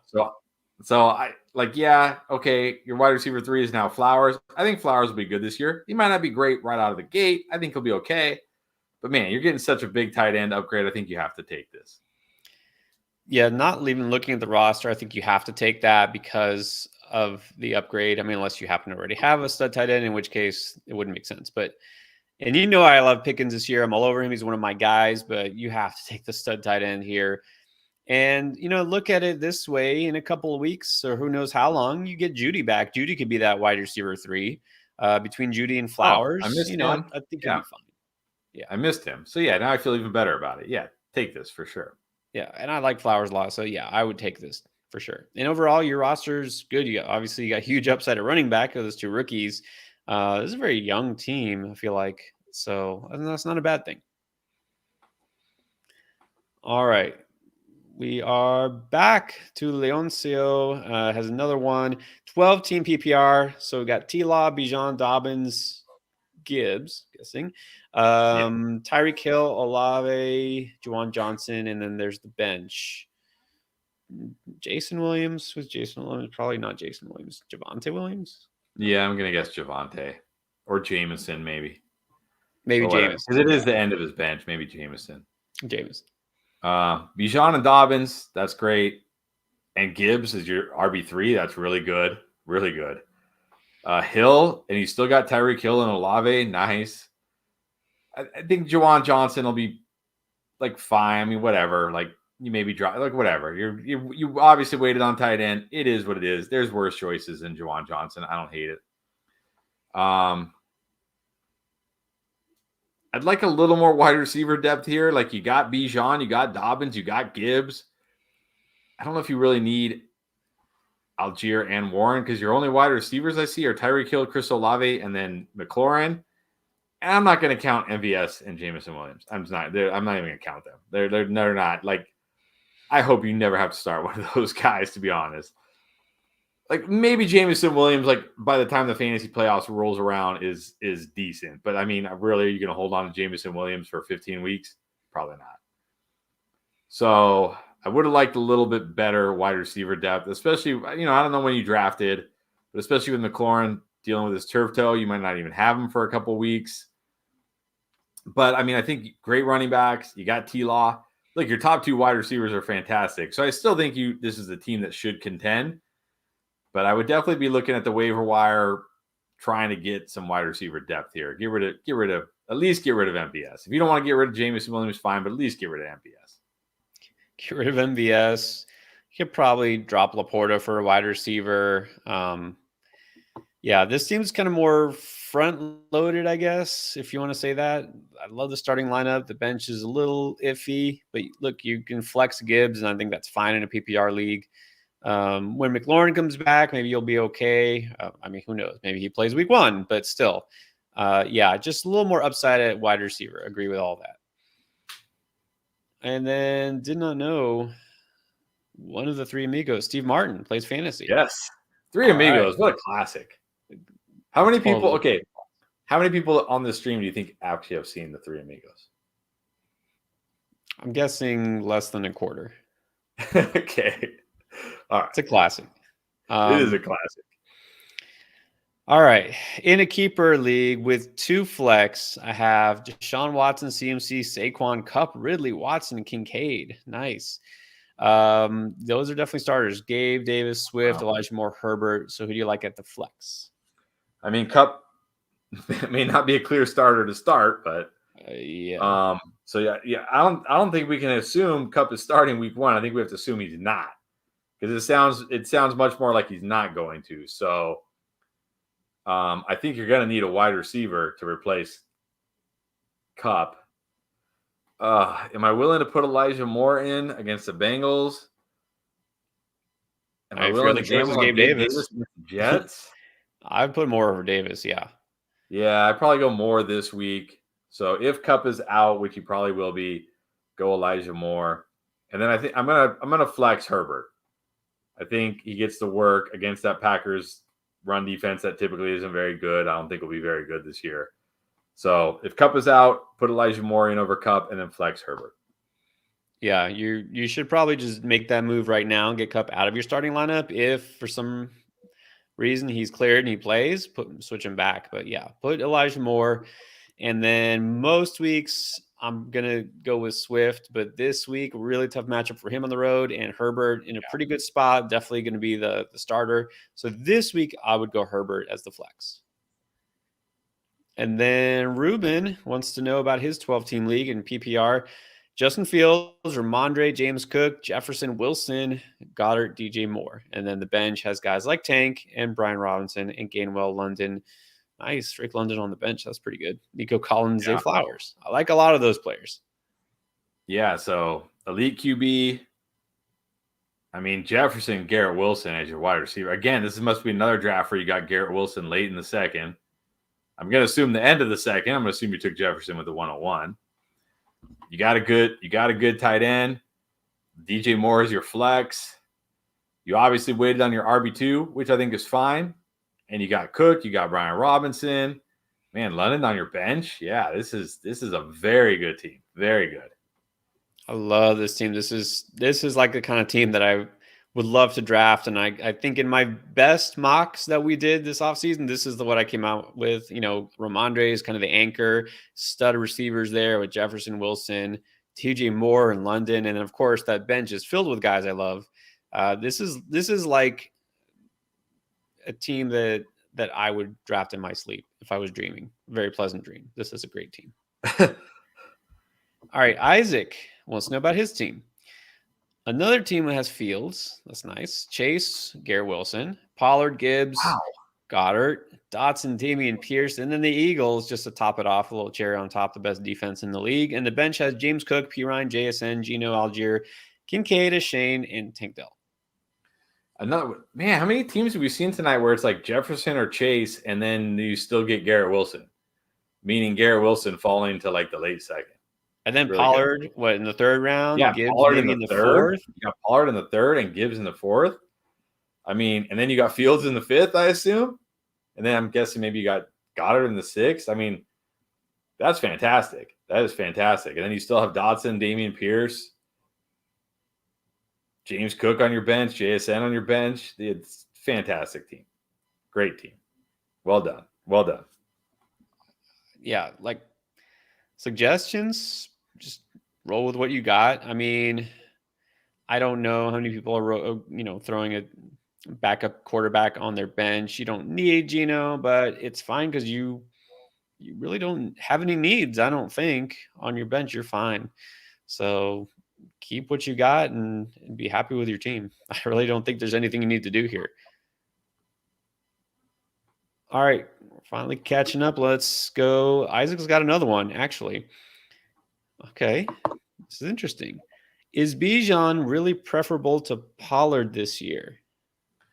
I mean, he is for me. I mean, like I like Pollard this year. I think I talked about him in a bazillion videos. I mean, I talked about Bijan in a bazillion videos too, but like we're talking about Tony Pollard, who, yes, he's been good at the NFL level. We can't argue that. He's been a good running back when given the chance at the NFL level. But Tony Pollard was not some like can't miss generational talent prospect coming out of college who got drafted with the number 8 pick into a great situation. Like, look, Pollard's in a great situation too. But Bijan is built just to be a incredible running back. Like that's it, that he is. We don't know if Pollard is built that way. We haven't seen Pollard have to handle that kind of usage for 17 games. Like Bijan is an absolute workhorse running back. Look, anybody can get hurt. We know this. Anybody can get hurt. I feel better that Bijan can hold up to a 17-game NFL season and still be great over Pollard. So I really like Pollard. I think Pollard has a great chance to be the RB1 this year, but I'm still Bijan over Pollard. And that's, look, nothing against Pollard. I think he'll smash this year and all that, but just to be like devil's advocate, if there's a case against Pollard or just some reason to be worried, we haven't seen, like you said, him be the guy, like the only guy at running back. And there's a lot of players, and Alvin Kamara comes to mind, is that, oh my God, they average 6 yards per carry. Why don't they get the ball 300 times? Well, when you get the ball more, you tend to do a little less damage because they know it's coming and the efficiency drops, right? So it's that trade-off, volume versus efficiency. And there's some guys, they're going to churn out barely 4 yards a carry. They get so many carries, it's still great in fantasy. So I think Pollard will be fine. I'm not saying there's no reason I have not to draft Pollard, but Bijan is my number one, and that's not changing. Actually, it's funny you say that about Alvin Kamara because his first, 4 or 5 years, he was highly efficient. In the last 2 years, they've leaned on him more as a runner and less as a receiver. And his yards per carry have been terrible, just terrible the last 2 years. It just goes to show, like, yeah, a lot of times because, like, who was getting the tough carries before? Mark Ingram. 3rd and 2, Mark Ingram, right? Like, defense knows you're running, Mark Ingram. Now, then what happens? Now the defense knows you're running, and it's Alvin Kamara. Oh, not quite as efficient anymore. People forget that. It's not like his first couple of years, it was just all Alvin Kamara. Like he was the number 2 guy basically behind Ingram. Ingram was the starter. I mean, they split, it was a pretty even load, but Ingram was the guy who was technically the starter. And Kamara, once they see Ingram up the middle, and then all of a sudden Kamara comes in on these screen passes, and yeah, he's going a long distance. I'm just saying, context matters. But let's get to the other questions here. All right, Miles in Canada, a 16-team league. That's what I'm talking about. Burrow, Waddle, Judy, got Bijan and Dobbins, Waller, What? Van Jefferson, Gabe Davis, Collins, and Bigsby. How in a 16-team league did you get Bijan, Waddle, and Burrow? That's really good. That's really good. Yeah, this is, look, you got Bijan, you got Burrow, you got Waddle. Like, Waddle is your wide receiver 1 in a 16-team league is totally fine. Especially when you obviously went Bijan. I assume you went Bijan first. Dobbins is your RB2, is great in a 16-teamer. Even Waller's your tight end. He's solid. Yeah, your wide receiver 2 is a little weak because Judy's probably going to miss a couple games, like Nico, Gabe Davis. But it's a 16-teamer. Like, you're not going to be stacked. I think for a 16-team league, though, this is a great team. Yeah, running back, you're really good at. Yeah, the issue is going to be your wide receiver 2. Bad luck, of course, with Judy. I don't know, man. Even in this week, you're going to have to replace him. Might go Van Jefferson just because of the injury situation. So that's going to be the issue. You're going to need somebody else. Even when Judy is healthy and playing, I think you're going to need somebody who you feel a little bit better about as a wide receiver 2. But overall, I think you've got a really good lineup. You got a guy who, I think what's more important in these deep leagues, these 16-teamers, is having that elite player. That's always important in every league, right? Having the guy who really stands out head and shoulders above everybody else. Having Bijan, I think that's huge. So, very good. All right, let's go to Matthew. What's up, Matthew? PPR Kupp is probably out. Oh, we got to name 2. Two, not just one. I've missed football. I've missed fantasy football season, but I have not missed questions like these. Oh, Matthew, this is brutal. Got to pick 2 of these guys. Oh, man. And Tony, for the record, it looks like he is playing. Yeah, but the thing with Tony is always the thing with Tony. Okay, he's going to play. How much is he going to actually play? Right. Is he going to play 20% of the snaps? 30%? 1 snap? You know what I mean? Like, but at the same time, the guy can catch a swing pass and make a defender miss and toe tap into the end zone. And it's like, oh, who cares how many snaps he played? It was great. But man, do I really got to pick 2 of these? 2, like not even just 1. You got to pick 2.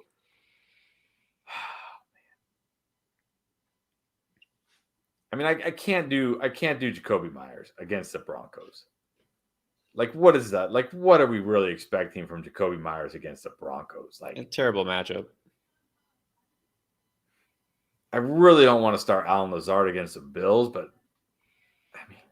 at least he's Aaron Rodgers' boy. Then do we really want to start? As much as we both like Nico Collins, yeah, the first game of CJ Stroud at quarterback and against Baltimore on the road? Yeah, on the road. I don't think I can start him. I think the one guy I like the most out of here is actually Kadarius Toney. Yeah, I think so. Because Kadarius Toney is like one of those guys, like, yeah, he might only play 30% of the snaps, but if they throw it to him 3 times, one of those could be a touchdown. He could turn one of those into a touchdown. So I think Toney has to be one, and I think I'm going to go Lazard. I don't even like Lazard, but he's probably the clear number 2 target in here. At least they're at home. Aaron Rodgers, week 1. Kind of want to show everybody, like, I still got it. I'm going to go Toney and Lazard, but I hate it. I really hate it because I am out on Toney. I've never been on Toney, but it just cracks me up when people throw these numbers out. Toney's like, he's one of the best in, yards per route run. Yeah, because he only runs 5 routes and he gets 3 targets and he caught 2 of them and one of them went for 15 yards. So yeah, that average is amazing. He's never out there. Of course your average is going to be great. Like if you get a handoff and you take it 12 yards, you're averaging 12 yards per carry. Who cares? Right. Anyways, at least he's got a chance to do something. If he's actually playing and they're saying he's playing, sure, go with Tony because I don't like any of the other guys. Right. I like Nico Collins, but not this week. I can't start Nico Collins this week. I'm tempted to say Jacoby Myers because I really don't like Lazard either. So I actually don't really have a strong preference for either, but I'll go Tony and Jacoby, even though I hate his matchup because Lazard doesn't really have a better matchup. But either way, I'd say flip a coin between those two. And then Samuel Piazza, fins up. All right, there we go.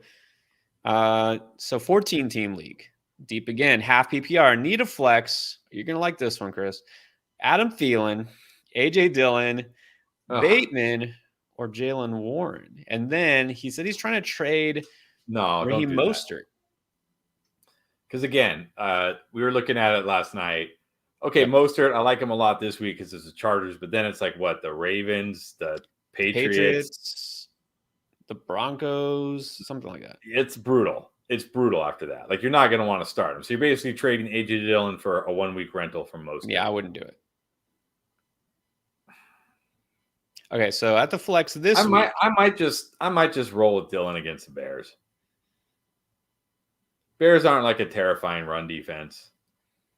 I'm not super high on him. I mean, it's half PPR, so with like Thielen, like you need a touchdown. Like I don't expect Thielen to catch 6 or 7. Even if Thielen somehow catches 6 or 7 passes for 70, 80 yards. Okay, it's half PPR. You got 11, 12 points. Whatever. And that's if he somehow catches 6 or 7 passes for 80 yards with a rookie quarterback. Don't see it. So I might just roll with Dillon. Yeah, I'm going to say don't trade Dillon for Mostert. Just not worth it. Warren isn't startable. I mean, just in a given week, he's probably not necessarily startable, but also against the Niners, already skeptical of Najee. So no. Bateman is interesting because he's going against a bad defense, but are they really going to pass the ball that much? So I really think Thielen gets more targets than Bateman. Dillon, I might say Dillon based on matchup, but I think this is going to be an Aaron Jones week. I think Aaron Jones is going to feast. So it's between those two.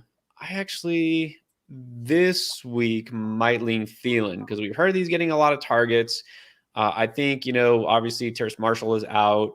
Chark has been a little limited with a hamstring. And then, Mingo is a rookie. I just think Thielen is kind of that safety blanket this week. I don't love him, but I think I lean him slightly. Let's go with Raheem, Texas.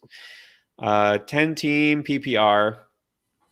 So now we're going shallower. Jalen Hurts, Stephon Diggs, CeeDee Lamb, DK Metcalf, Hawkinson, Akers, Sanders.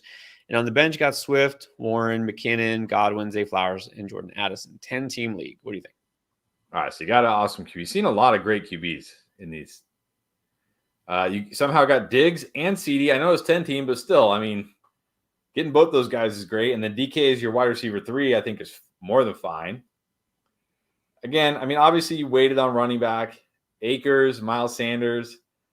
Like, I like those guys. Not the running backs I necessarily – like, if those are if I'm in a 10-team league and those are my running backs, I want, like, Diggs, CD, and then, like, Calvin Ridley or Jalen Watt. Like, I want, like my wide receivers need to be stacked. Like, where I'm like, every single one of these guys is a stud. Because, because you don't really, like, even, like, again, I like Akers, I like Sanders, but it's a 10-team league. Like, you want studs. You need studs. So, it looks like you probably went Hurts in the 3rd, I'm guessing. I probably would have gone RB there. I mean, but again, like, look, in a lot of these leagues, like in my home leagues, like running backs fly off the board. I don't know what wide receivers were there when you took DK. There probably would have been wide receivers I liked more than him as my wide receiver 3, because that would have made me feel better about, like, okay, I don't have an RB1, but it's okay because I have 3 wide receiver 1s, so who cares? I can find it, make it work with RBs. I still think it's a good team. You're going to be competitive. You got a lot of good players. Just would have liked to see either a better wide receiver 3 based on how you drafted, or not get your wide receiver 3 and get a better RB1. Yeah, I think if this was a 12-team league, I'd feel better about it. This looks like pretty much a 0 RB build because if you went Diggs, Lamb, Hurts, you probably had to get Hawkinson early and then DK probably before those running backs. Who knows? I think part of the problem here, not that it's a problem, not that you have a bad team. You have a very competitive team. You have 2 stud receivers and maybe the best quarterback for fantasy. Maybe one of the best tight ends. It's just for me, I don't see Hawkinson being a huge advantage necessarily. Yeah. That might have been better to do what I've been saying, get a running back there instead of, and then DK's as a wide receiver 3, yeah, that's solid. But in a 10-team league, that's not a difference maker. Right. That's the thing. And so then that just made your running backs a little iffier. Look, they're solid. You could start, Yeah. Akers and then either Sanders or Swift all year. You're not going to have a problem necessarily. But yeah, in 10-team, you don't need to wait as long on any of those positions. But I think you still have a lot of talent on your team. There's no player individually that I don't like on your team.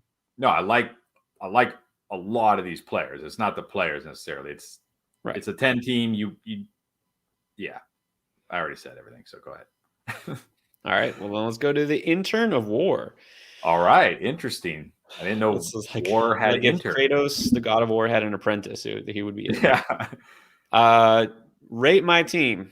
Lamar, Chase, Kupp, St. Brown.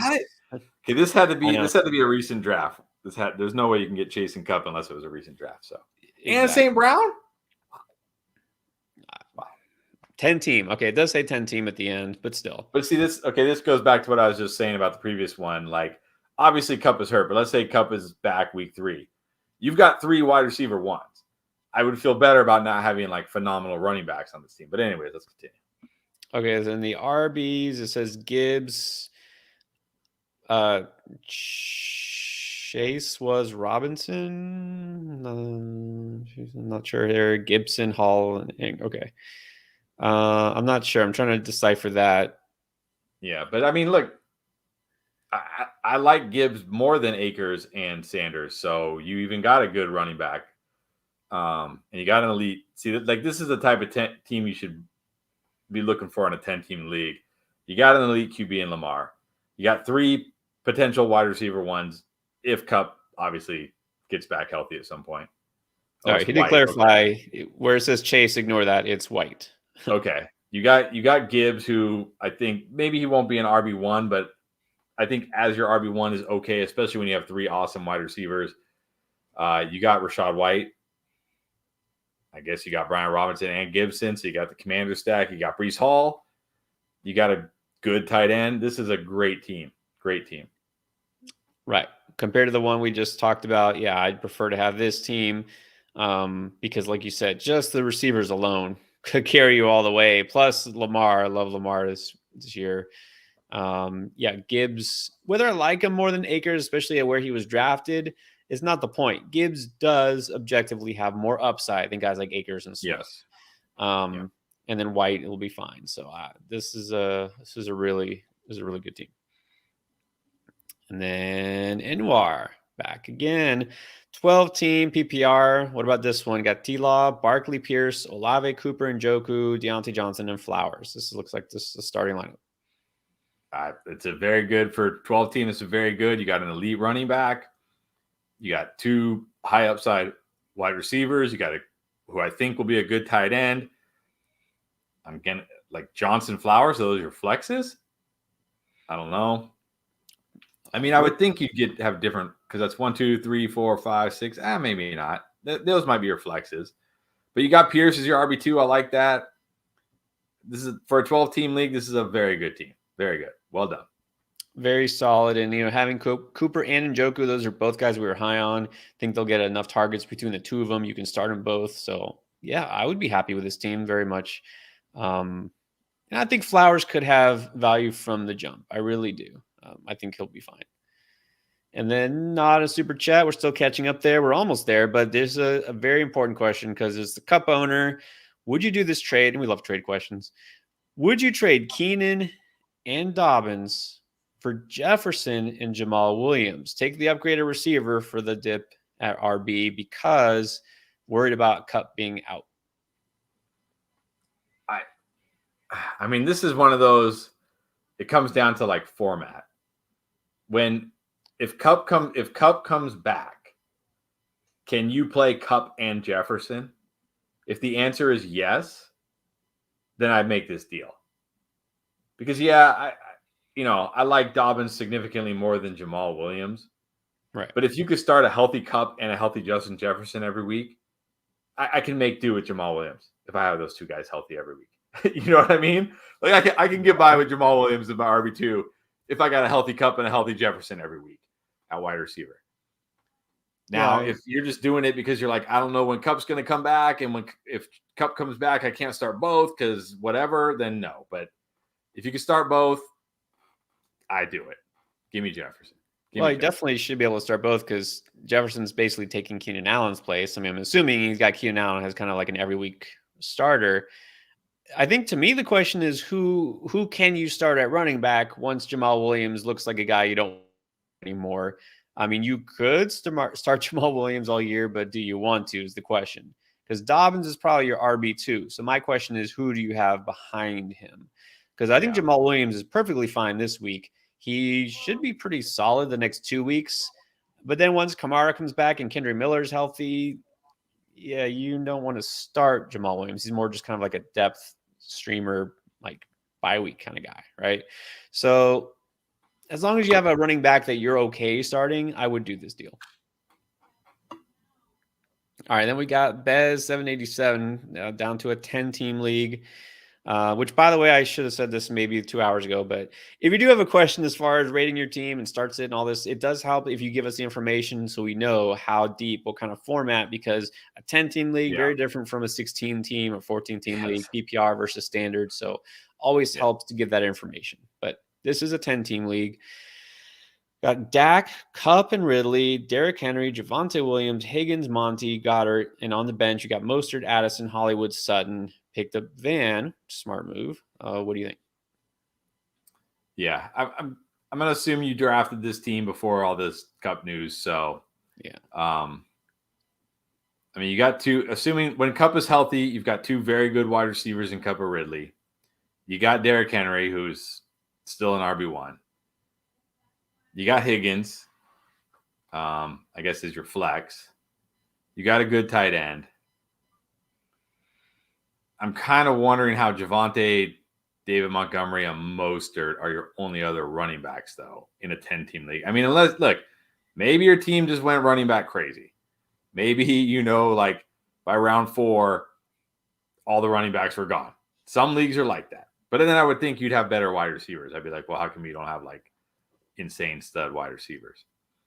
So, again, assuming when Kupp is healthy, I like your QB. I love your wide receivers. I mean, Kupp, Ridley, Higgins, that's great at wide receiver.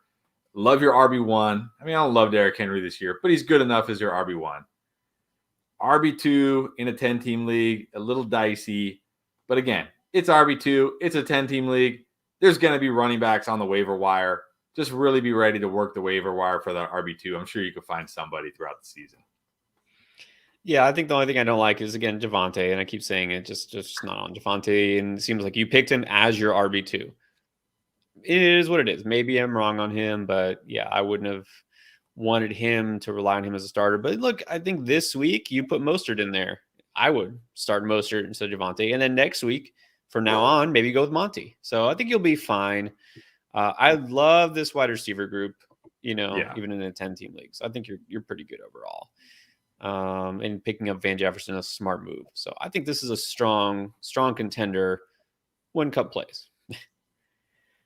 All right, we need to get on this. Humberto has his draft at 8. So before he gets on there, let's do this. Well, here's the tricky question. He's asking, do I go hero RB or go receiver early? And the question, as always, is it depends, but it also, you don't have to decide right now. Yeah, but I will say, I think hero RB is a strategy that can work in pretty much any format. Like zero RB, I'm not going to say works in any format. Like a two running back, two wide receiver, one flex league, I'm probably not going zero RB. So if you're going to pick one, I'm going to pick hero RB. because it can work in any format. A 3 wide receiver league, multiple flex league, hero RB can still work, and it works well. So if I had to pick one, not knowing anything else about your league, because I don't know anything else about your league, I'm going to say hero RB. Yeah, I mean, full PPR, but how deep is the league? If it's 12 teams, still also where do you pick? If you know what pick you're at, it gives us a better idea of where you are and who might be available there. If you're drafting late, like pick 10, 11, 12, that you might not find the hero that you need at RB. They probably will be gone, those top You three might not. guys. And do you really want to really, attach your, hit your wagon to Saquon Barkley or somebody? I'd rather go receiver. So back again to Marcos Alvarado. Flex, Pittman or Mostert? Well, I'm going to answer the second question first because that's easier. Yes, Pierce is a very safe RB2. I mean, it's a tough matchup this week on the road against the Ravens, but all signs are pointing to Pierce being a 3-down back. So if he has that pass catching, then the matchup isn't quite as important because even if the game gets away from him, he should catch some dump offs and be involved. So yes, Pierce should be a safe RB2. Now to the tougher question, Pittman or Mostert? And this should not have even been close. But again, Mostert pretty much the guy against a terrible Chargers run defense in what should be a shootout. And Pittman, pretty much the guy, but he's got Anthony Richardson making his first NFL start. How good can we really feel about Pittman this week? But can I really flex Mostert over Pittman? Can I really do it? You can, and you should. I mean, look, it's tough, but Yeah. this is, I don't even know if it's a floor ceiling debate. Is it? I mean, what is Pittman's actual floor even? Pittman's floor would be, because it's the Jaguars, right? They're playing the Jaguars. So this could definitely be a game. Like, look, Jaguars have a great offense. They have a great passing offense. This could certainly be a game where it's like the fourth quarter and the Colts are just, Anthony Richardson is in shotgun, either throwing or running every single snap because they're down like 17 points, right? And they just have to do it. And it could be like one of those games like we saw last year with Matt Ryan, where it's like Pittman's catching a pass for 4 yards, and then he's catching a pass for 3 yards. So he's giving you like, okay, you're getting like 7 catches, but you're not getting a lot of yards. But hey, that's a floor. It's like 11, 12 points in PPR. I assume this is PPR. But Mostert certainly has a bigger ceiling this week. He has more touchdown upside. He can always rip off the long run. So it's tough, but I think I do go Mostert. Yeah, if it's my team, I'm going Mostert because those 5 catches for 40 yards, that's not doing much for you. I think Mostert, just yardage wise, can do as much. Better chance to score and all that. So I'm going Mostert. And then we got T-Dub with a 10-teamer here, half PPR, Watson, Hill, Higgins, Mixon, White, Njoku, Debo, Cook, Tua, Deontay Johnson, McKinnon, and Higbee for a 10-team half PPR league. I feel like this is like another what we've been saying in these 10-team leagues. I mean, it looks like is the RB1 Mixon. I feel like I need a better running back. I'm even trying to figure out like how this draft went. I mean, obviously you started with Tyreek Hill. I assume you went Higgins in round 2. Who did you take? Debo in round 3? I guess Debo in round 3. And then you went Mixon? Like, yeah, this yeah, I'm feeling Mixon was a little overdrafted here. This just feels like an okay team. Like, I think you're probably going to have to do some work this season. Join us on Tuesdays when we do our waiver wire show. I think this is going to be one of those teams you're going to have to churn and burn this roster quite a bit. You don't need Tua. It's a 10-team league. You shouldn't need a second QB. I mean, if you want to keep Tua this week because of the matchup, okay, fine, but you really don't. But yeah, I just feel like outside of Tyreek Hill, I don't see anybody that just makes me think like I like Higgins. I kind of like Debo, but they don't feel like, studs to me like you want in a 10-teamer. So, yeah, I think this team is just kind of okay to me. Yeah, the problem here is you really don't have anyone who even, I don't think, has potential to be an RB1. And it is a 10-team league. You want someone who's at least close.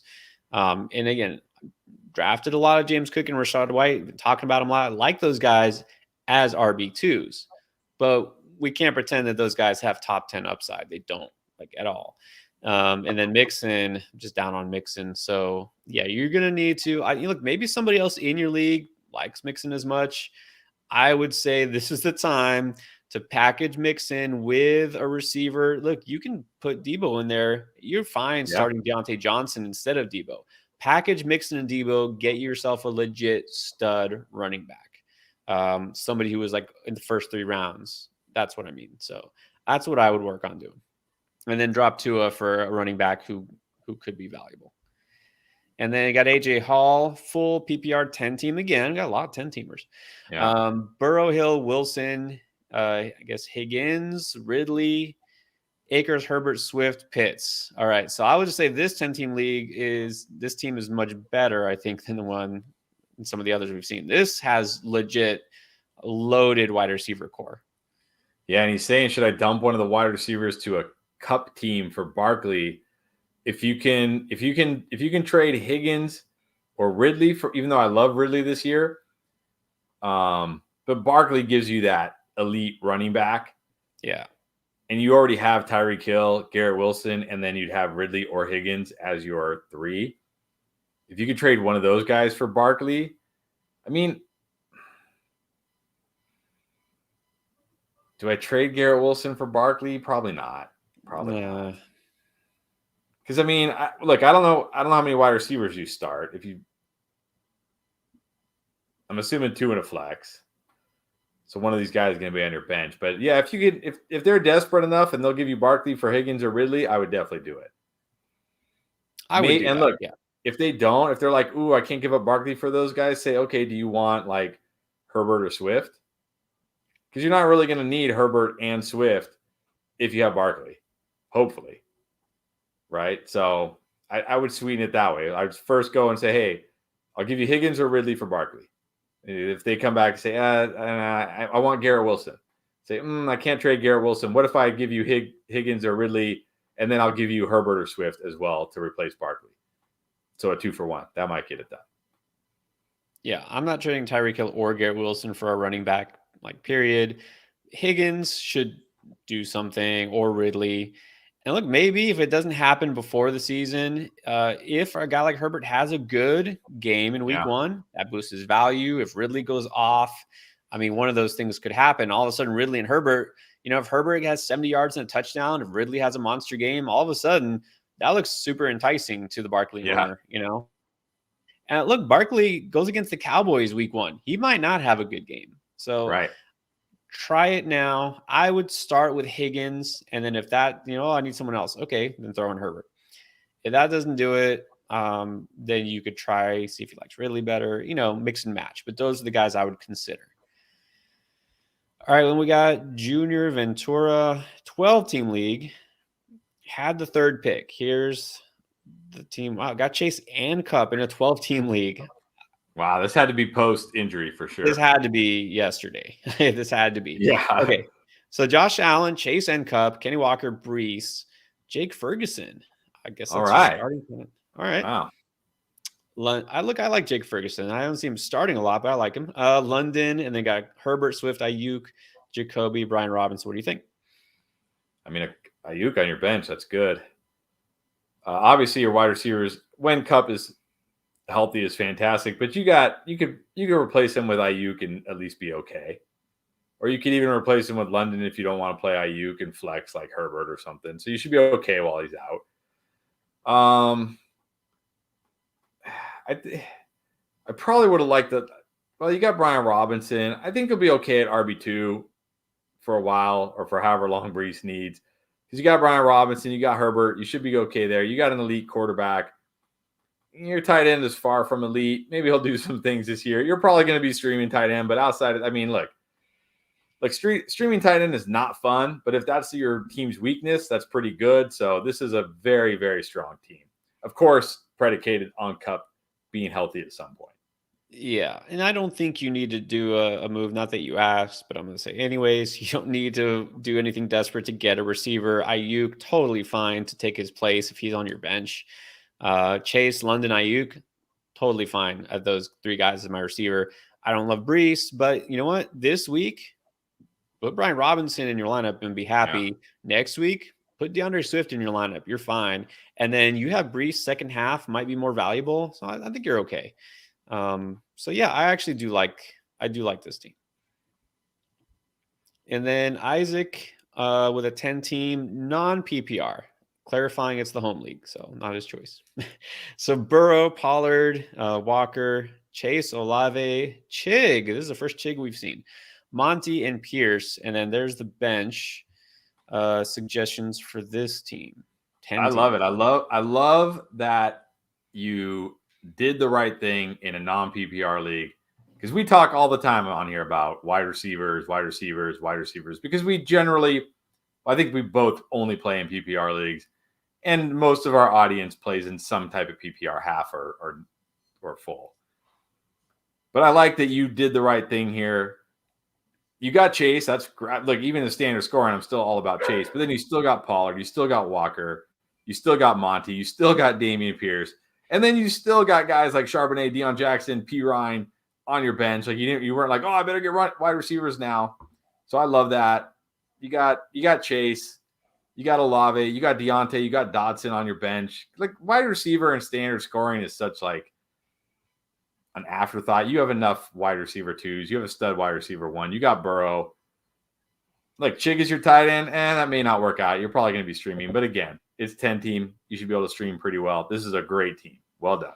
Well done. Yeah, I was going to ask, what do you think? Not just that we hadn't seen Chig in the starting lineup, but Chig starting in a 10-team league. I mean, obviously weighted on tight end, which is fine. Look, I think he does get a little bit of a boost in a non-PPR league because he's not going to be targeted that much because it's just Tennessee. I think it's fine. I don't have a problem with it. You know, you might want to go for a guy who has a little more touchdown upside, like a Juwan Johnson in New Orleans. But I think it's okay. You think you can get away with it? Yeah, I think it's a great team. I mean, look, I don't think you're going to be starting Chig every week. I think you're going to be dropping Chig pretty soon here and picking up somebody else. But the rest of your team is very good, so it's okay. Yeah. All right. And then Humberto, remember, he's drafting very sooner. I don't know if this is where he started. He said 8. I don't know if that means Eastern time or what. He's got the 10th pick, and it's a 14-teamer. But my league is known to draft QBs early. Well, you got Eckler and CMC last year. Congrats on your championship. Wow. I mean, all right. We'll see who's there. I mean, if you can get, I would say if you're in a 14-team league and you have the pick 10, if you can get either Eckler or CMC, go hero RB and do it. Yes, definitely. Definitely. Joe. Just Joe. What you think? 12-man, 2 PPR, 3. 2 PPR? Like you get 2 points per reception. Am I reading that right? 2 PPR, and this is 3? I'm trying to figure out what the 3 is, though. Well, I'm just going to grade it as a typical PPR league. All right. Let's see. Justin Fields, Bijan, either Deion Jackson or Jamal Williams. That is what we call hero RB. Like literally Bijan, and then just don't draft another running back till the very end. But the good news is the receivers are really good. Got Adams, Debo, Mike Williams, and Kirk, along with Mark Andrews. So that is hero RB all the way. But if this really is a 2 PPR league, that makes sense, doesn't it?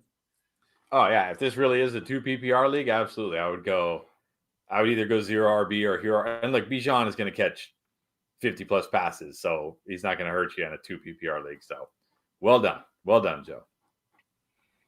I'm puzzled by the 3. I'm trying to figure out what the 3 means, or if it's just like a typo or something. Must be. Look, 12-team league. If you're gonna go hero RB, this is the way to do it. That's the guy that could be your hero. So I love this team. I do. Ooh, this is a tricky one. Now I'm not sure why you need to make this decision. How you have both these guys, but then you're starting between Fields or Lawrence this week.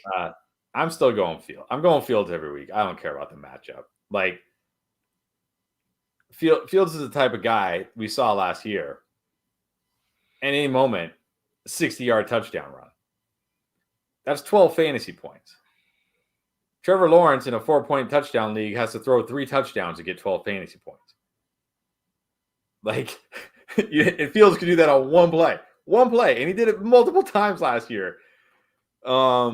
I know it's not that like Lawrence has a better matchup against the Colts, but I don't care. I cannot bench a guy like Fields. Just at any moment, like you could be one of those games like in the third quarter. Oh, I knew I should have started Trevor Lawrence. Oh, I knew, and then bam, 60-yard touchdown, and you're like, oh, I'm so glad I started Fields. Yeah, well, and there's two ways to look at it. Lawrence against the Colts, that's a great spot, but maybe they don't really have to pass it that much because doubt that they're going to really be playing from behind. I just doubt it. So, Yeah, no, I mean, you should be fine either way here, but agree. I'm going to go with Fields. I think Fields is going to show out for sure this week in this season.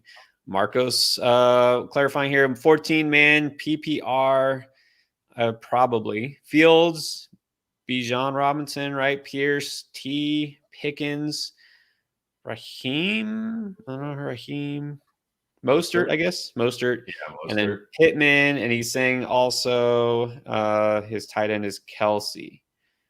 Okay, well, that makes more sense because I was going to say, I was like, what did you do in these early rounds? But you obviously went Bijan and Kelsey. Man, Bijan Kelsey, 14-teamer, that's really good. Or maybe you went Kelsey Bijan, that's really good in a 14-teamer. Pierce is your RB2 is fantastic. Wide receiver is a little light here. I mean, T. Higgins is your wide receiver 1. It's a 14-teamer, so T. Higgins is your wide receiver 1 isn't horrible. But then Pickens and Pittman, we'll see there. But, I mean, you got Kelsey. That's huge in a 14-team. Like, having Kelsey in a 14-teamer is huge because, like, there's going to be some guys starting some really bad tight ends in a 14-team league, and you're going to destroy them when Kelsey gets, like, 20 and their tight end gets 4. You're going to destroy them. So I think for a 14-team league, it's pretty good. Pretty good. Yeah, pretty good if you have Kelsey. And he did clarify PPR and Kelsey. Yeah, for a 14-team, like those two running backs, you're okay having T. Higgins as your 1 in that format. So, yeah, got some good upside.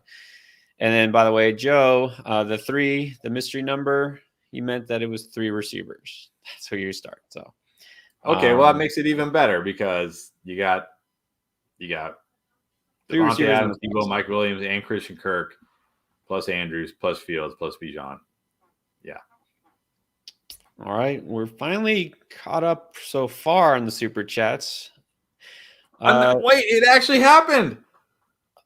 JT in the 9th, it's real. JT in the 9th? That's a steal. It's a steal. Like what? Okay. What? Like, let's be real. What would have to happen for JT in the 9th to be a bust? He'd have to like not play this year, right? Like he'd have to almost not play this year. Basically. Like that's it. It's the only way it could be a bust. And think about the 9th round. There's how many guys that are being picked right now in the 9th round are going to bust? Like 3/4 of them? Half of them? Right? It's the 9th round. We're talking about guys going outside the top 100. There's a reason that they're going outside the top 100. This is a steal. Oh, man. Phenomenal. Well done. That's definitely a steal. I mean, look, okay, guys realistically going in the 9th round or later. We're talking about like Zach Charbonnet, Antonio Gibson, AJ Dillon, all these guys who are basically I mean, those are the ones we like. Name all the other ones. Yeah. Well, yeah, exactly. Don't like. It's a total steal. It's happening. This is really happening. People will fade. People always overreact. Cooper Kupp is going to fall 5 rounds or something like this. That's where you have to take advantage. If you're still drafting, this is the best week to draft because you get those overreactions. You get these people who haven't been studying all off season. They don't know. So yeah, that's a steal. Yeah, I think there's no doubt about it. That could literally be a league-winning pick. Yeah. And if the worst happens, he doesn't play, that's not losing your league because you didn't get a 9th round pick. That's not going to cost you. If you lose, it's not because of that. No, it's not because of that. Definitely not because of that. And then, of course, here we got 2 sides. M Cube says, doesn't think he'll play a single snap this season. But see, I still don't see how. I don't really want to go into like the whole JT thing because we'll be here for a long time. But he kind of has to play snaps this year. Like he literally has to play snaps this year. Yeah. Or he won't accrue a year on his contract and he'll still be in the final year of his deal. And this is not just one league. Look, somebody else, David, said also just got him in the 9th. Yeah. Okay. Look, anybody, if you're listening right now and your JT is on the 9th, don't be scared. Like, who are you looking at in the 9th round where you're like, man, well, he's a sure thing, but I'll gamble on JT instead. Like, it's the 9th round. Like, every pick of the 9th round is scary. It's the 9th round. That's insane. I want to get in and join some sort of draft right now in a public league just so I can get JT in the 9th and Kupp in the 5th. I'm excited to see how far he falls in my home league. Am I going to get JT like with my last pick in my home league on Wednesday? You probably could. All right. So we're finally caught up with the super chats. Let's do a couple of the regulars just real quick. As Matthew put him up here, as he said, give some love to the poor people. Look, it's not that we're only putting super chats, but they paid for a reason. We can't ignore them. So here we go. Matthew has a 12-team league at half PPR. Hill, Andrews, Jackson, Connor, Dobbins, Herbert, Mostert, Nico, Tony, Cowboys, Kincaid, Peoples-Jones, Curtis Samuel, Chase Brown, and I love seeing Braxton Berrios on a roster. And in a 12-team league, no less. This is not a best ball or a dynasty. I love it. Just for that, just for Berrios, I'm giving this a 10 out of 10. He's also got Curtis Samuel. Got the Lamar Andrews stack. That's nice. I'm gonna nitpick and say I don't like the way you ordered these players because I have to look all around. Like, you went wide receiver, tight end, QB, running back, and now I got to try to figure out who your other wide receivers are. You got Tyreek Hill, and then you got Nico Collins and Tony are your only other wide receivers, and Curtis Samuel and Braxton Berrios. Are we still giving this a 10 with those wide receivers? Maybe not.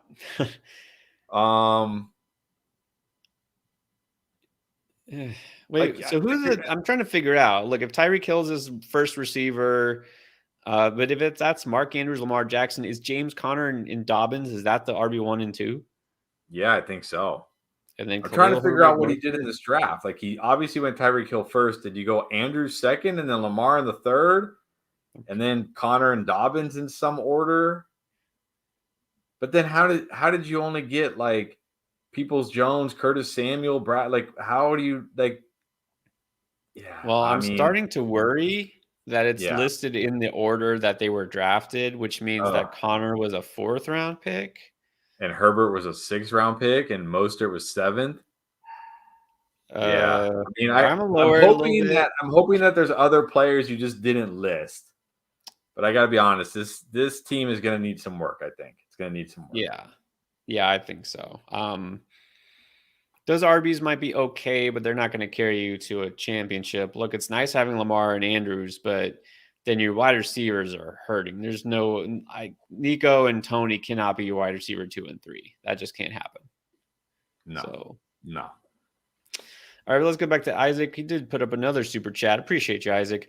All right, so if he doesn't play for whatever reason, then who do you target? And do you think the O-line bounces back? I mean, the O-line almost has to bounce back. It was so bad last year. But is it going to be elite again? Probably not. As far as the running backs to target, like, okay, we just did a draft today, and with our last 2 picks, we took Deion Jackson and Evan Hull.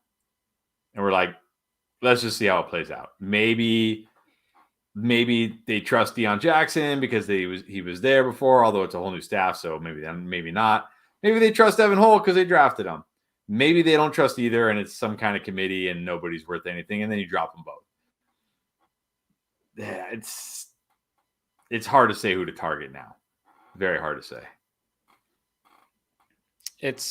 What's weird about this is we really don't know because, like you said, the situation with the Colts, not just the JT thing, it's different because it's different coaching staff. Last year, the coaching staff, was just everything fell apart, and then a veteran quarterback sitting on the bench, and then this coach fighting to save his job. And I think Deion Jackson, he looked really good for a couple of weeks, and he's got speed, and he can catch the ball. He's a really good receiver. And then he got hurt, and then he was just on the bench, and they're like, no, let's go with Zach Moss now. It's like, Yeah. It's hard to say. Now people assume, well, when Zach Moss is healthy, he's a starter. How do you don't know that? Like, we don't know. So I think right now I give the edge to Deion Jackson. You have to, not just because he's a starter, but I think he's just more of a do-it-all back. And then Moss probably will be 2 in line. Hall, it's not going to be till later in the season if we see anything from him. Yeah, probably. So, yeah, Deion Jackson is the guy to add, I think, right now. Then Michael. What's up, Michael? Schultz, sneaky gem. I haven't. I'll be honest. I haven't been on Schultz. It's not like I don't see like you could talk me into Schultz, rookie QB. Not a ton of elite pass catchers. I do like Nico. Mechie has potential. Maybe Tank has potential. So you could talk me into Schultz, but he hasn't been a guy I've been targeting. I think he's kind of an uninspiring fallback tight end. I mean, look, I think a lot of what he did last year just honestly came just as a result of the system he was in, which threw it to the tight end a lot, but also because, after CeeDee Lamb, Gallup just wasn't healthy, wasn't himself. Noah Brown, like, he was fine at times, but does Noah Brown really need to be the number 2 receiver on a team? That's because they didn't have anybody else, which is why they went and got Brandon Cooks. So I don't see Schultz having as much production this year. He's a guy, like, if you're the very last person to draft a tight end, you're like, okay, I'll take Dalton Schultz. He's fine. But then again, I look like, well, maybe there's a guy like Jawan Johnson, who's just more interesting. Maybe a rookie, not yet, but, takes over. So I don't know. I don't think I can call him a gem. I think he's okay. Yeah, okay. All right. So we're all finally caught up. And then Josh goes and drops this super chat. Thank you so much, Josh Bryant. We appreciate you. 12-man PPR, 2 flex. Let's see where he can improve, if at all. Jalen Hurts, Tony Pollard, Rachaad White, Jefferson, London. There's Dalton Schultz. DJ Moore, Juju, Damian Harris, Zay Jones, Rashad Bateman, Kadarius Toney, Jalen Hyatt, and the Eagles defense. All right, so you got Hurts. You got Pollard and Rachaad White. That's great. You got Jefferson and London. That's great. I feel like Michael might have dropped that Dalton Schultz comment because he knew we were going to pull this one up and he wanted to kind of like soften us up for Dalton Schultz. Your 2 flexes. DJ Moore is one of them. That's fantastic. Juju. Yeah. Your second flex, none of those guys excite me. None of them. Like, I don't need, yeah. Maybe Bateman will finally come around or something. But so, I mean, I'm going to say for sure where you can improve is your second flex. Yeah. I like the rest of your team. I mean, your tight end, you can improve on tight end too, but in a 2 flex league, tight end is like kind of like whatever. It's the second flex. It's the second flex where you need to improve. Yeah, and I think Schultz will be okay. I mean, you could improve on tight end, of course, but you don't need to go out and make any moves out of desperation. I'm going to say also that, the second flex, you probably want more upside. And then I think RB depth, because you just don't have any running backs besides Damian Harris. You might need somebody else. And then this week, I'm just going to say this. Look, if you're flexing Juju, you might want to swap him out. Would you put Tony in or would you put Bateman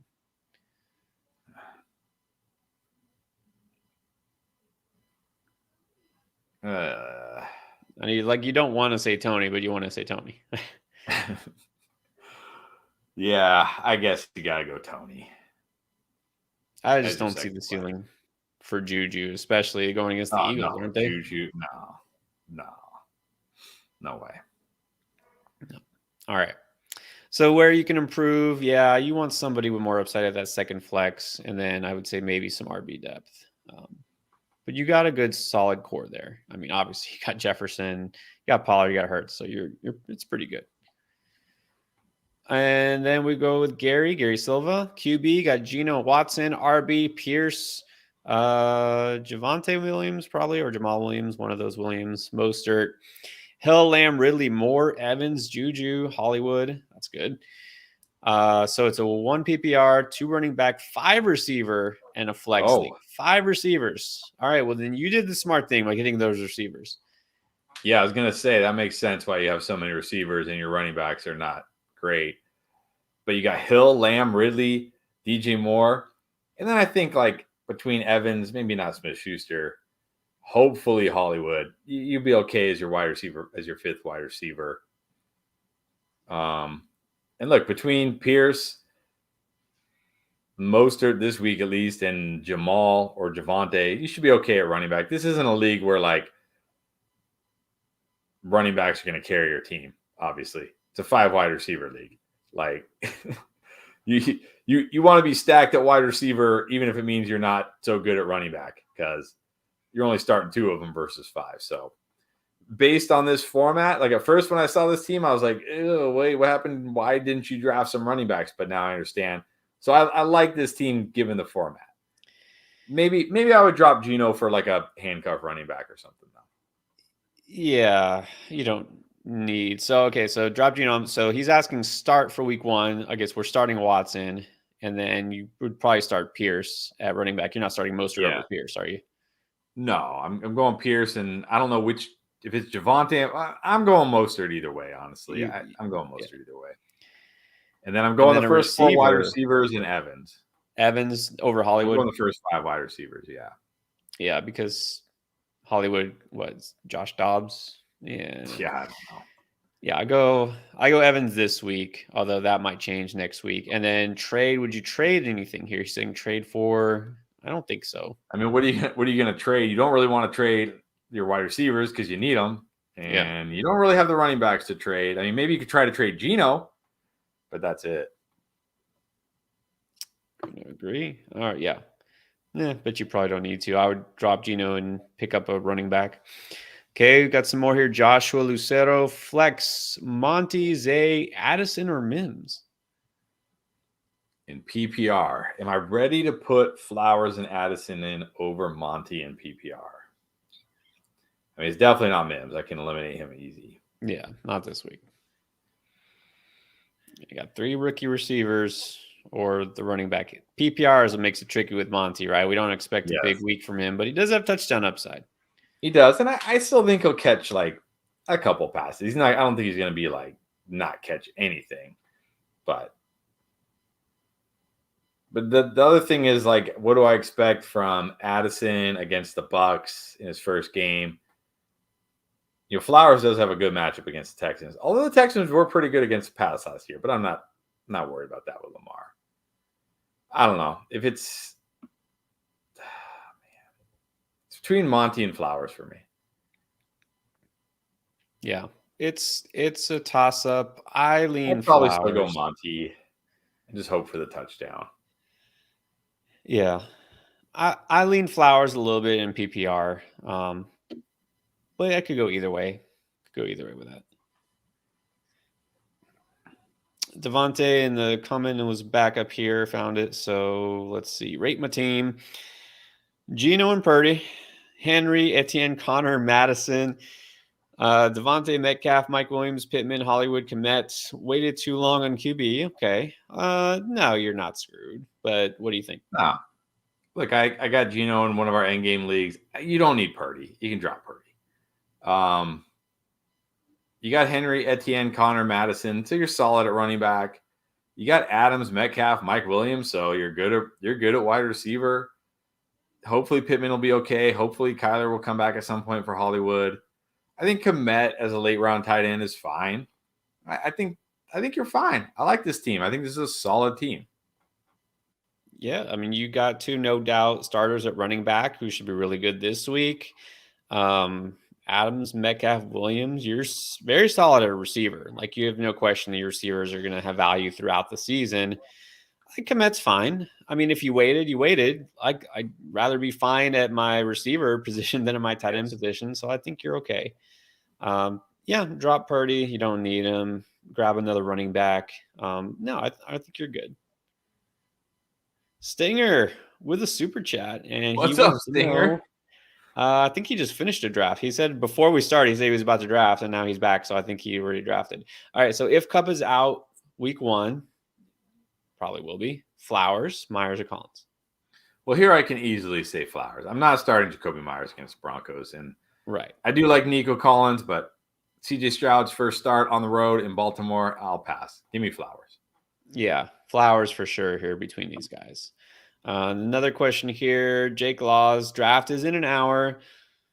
Who we have over Kupp? Well, the easy answer to that is you can go and check our rankings right now, our draft rankings, who we have over Kupp. We talked about this at the very beginning of the show. So we're about where do you have Kupp, I guess is the question, because we're not going to list all the players. Yeah, I have him right around like Devontae Adams. So late second, maybe? What's that? Like late second round? Yeah, like mid to late second round-ish. Yeah. Yeah, I think that's about right. He's like maybe in the 20s now at this point. So, yeah. All right. And then Kevin Trotter, thank you. Guys, appreciate all the super chats. Try to help everyone out here. Mark Andrews, George Kittle, and Waddle have all 3. Do you worry about any of those guys in week 1? I mean, I haven't heard anything about Andrews or Kittle. I mean, I know Andrews didn't practice last week, but Harbaugh was like, guys, don't worry about it. He's fine. I mean, Waddle had the thing, but didn't he return to practice? Isn't he okay? I'm not worried about it. It was like a midsection thing, but nothing. Yeah, Waddle is fine. Andrews, I don't think there's anything. Kittle is the one I did hear. He had been limited in practice last week because of something that's lingering through training camp, which worries you. But I think he's expected to practice this week. So, I mean, keep an eye out, Tuesday, Wednesday, but I think he'll be fine. And then Ed Oled, 12-man PPR, 3 receiver, 1 flex. All right. Interesting team. We got Lawrence, Gibbs, and Rashad White at receiver, Jefferson, Ridley, London at tight end. We got Freiermuth. And then who do you flex? Okay, so he wants some flex advice. Elijah Moore, Zay Flowers, Charbonnet, Sky Moore, or a Shane. Am I crazy for saying Sky Moore? With this group, no. To me, it comes down to Sky Moore or Elijah Moore. And it's kind of a toss-up there. I think I feel a little bit better about Sky Moore just because I know it seems like he's the clear starting wide receiver alongside MVS. Whereas we're still not quite sure what Elijah Moore's role is going to be in this offense with Cooper or with DPJ. So I think I feel a little bit better about Sky Moore this week. These are all pretty risky flexes, so I'm going to go Sky. Yeah, I think I will lean Sky too. It's funny. Somebody, I don't remember what it was. I guess it was the receiver one, our video that was today, said like, well, look, if Mahomes is going to go for 300 yards against Detroit, which, okay, fine, he probably will, then, how is Sky Moore not going to get, at least 100 yards and Travis Kelce go for 100 plus yards? I mean, it's not that simple, but yeah. How many times did Mahomes throw for over 300 yards last year? Yeah, a lot. How many times did his number one wide receiver have a big game last year? Never. Who is the number one receiver? Almost never. Who is it? Is this guy Moore? I mean, we think he'll be the number one target, but we don't know. It's what do you mean? We saw it every game last year. He threw for over 300 yards, and there's still no wide receiver had a big game. What are you talking about? You literally saw it over and over. Maybe it'll happen, but yeah, Elijah Moore is still a question mark. Flowers, I mean, look, between Moore, Flowers, and Sky Moore, they're all interesting this week. They're all unknown commodities this week, and there's no question about that because we just don't know exactly how involved they'll be. So even though Flowers has the best matchup, I think Sky Moore is probably the pick there. Maximus, 8-man league. All right. Trevor Lawrence, Kenny Pickett, Najee Harris, Gibbs, and Connor. Yeah, I know. You're already shaking your head. You don't need a backup quarterback in an 8-man. Why are you drafting Kenny Pickett in a 10-team league when you have Trevor Lawrence? Yeah. Justin Jefferson, Garrett Wilson, and Olave, Nice. London, Pickens, Kirk. All right, there. Now we're talking. Freiermuth and Ingram, and then the defense is Patriots. What do you think? I mean, it's an 8-team league, so you better be stacked. You're definitely stacked at wide receiver. Jefferson, Wilson, Olave, London, Pickens, Kirk, Flowers. That's great. I don't mind the 2 tight ends because you may want to mix and match since you did wait on tight end. I'm okay with that. Running backs for an 8-team league are okay. They're not terrible. I mean, you got Gibbs, you got Najee, you got Connor. I would like a little bit better. But your wide receivers are stacked. You got an elite quarterback. You got 2 good tight ends. I'm just going to go drop Kenny Pickett and pick up anybody. Pick up somebody. It's an 8-team league. Like, first of all, how is Kenny Pickett how are you not have a better QB than Kenny Pickett as your bench QB in an 8-team league? But why do you have a bench QB in an 8-team league? Unless it's super flex and you've just waited on QB forever, but you should have a better QB2 in a super flex. Well, I'm sensing some Steelers fandom here because you got Pickett and true. Najee and Pickens and Freiermuth, so maybe a little bias there. I don't know. Maybe I'm wrong. Yeah, you don't need Kenny Pickett, but yeah, these receivers are really damn good, and then Najee and Gibbs should be solid all year. But you do need some more depth at running back, I think. So drop Pickett, get a running back, but this team should definitely be a contender. Keith here did drop the super chat, but I don't see a comment or a question. Keith, if you do have a question, you can just put it in the regular chat and we'll answer it. If not, then we'll just say thanks. So while we're waiting for that, Keith, if you do have a question, go ahead and put it in there. Let's get to NMB. NMB is always with us. Okay, he's wondering, Deion Jackson, Bigsby, or Shane for week 1. And then we'll do the receivers. You have to start one of these guys? Yes. I guess Deion Jackson. I feel the least bad about him. Like, at least he could be the least worst. The least worst. Like, I'd want to say it's Shane, but I don't even know what his role is going to be this week. Yeah. And Bigsby more than likely going to be behind Etienne. So I'll probably go Deion. And then definitely Christian Kirk. The next one's easy. Deion and Kirk.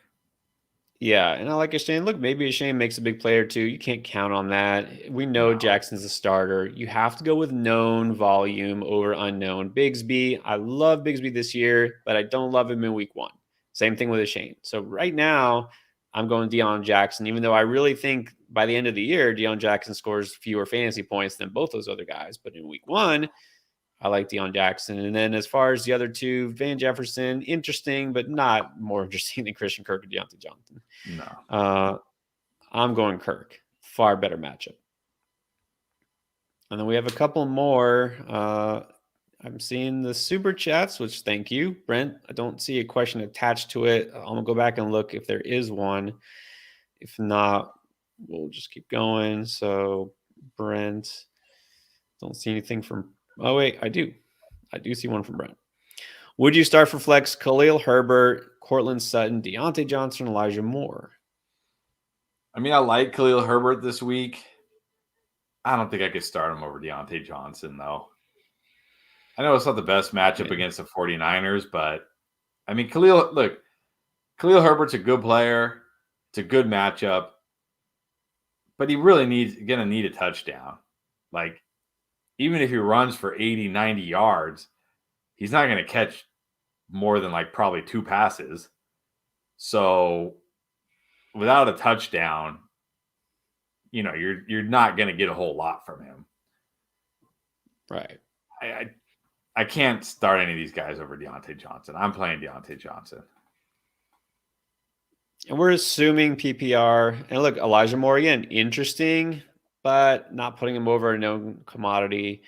Cortland Sutton, maybe there really is a path for a good game for Sutton without Judy and against the Raiders. I need to see it. I need to see the Broncos offense in what's actually going to happen here. That just might just be a dud of a game, right? Could you see that being 13-10 final score? I really think that's what might happen with Denver. So, and Herbert has upside, but in a PPR, I lean Deontay. So I'm going to agree. And then John did drop a super chat. Here's his question. Rate my team 12 team. Watson, A-Rod, don't need him. Henry, Madison, Pierce, Brees, JT, Charbonnet, Jetta, St. Brown, Addison, Gabe, Kincaid, Jets defense, and Daniel Carlson.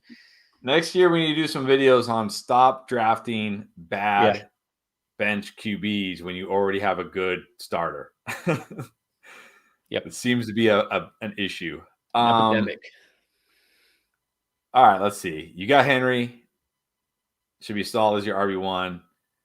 Madison, Pierce, Hall. Hey, look, if JT comes back up, at some point, that's going to be great.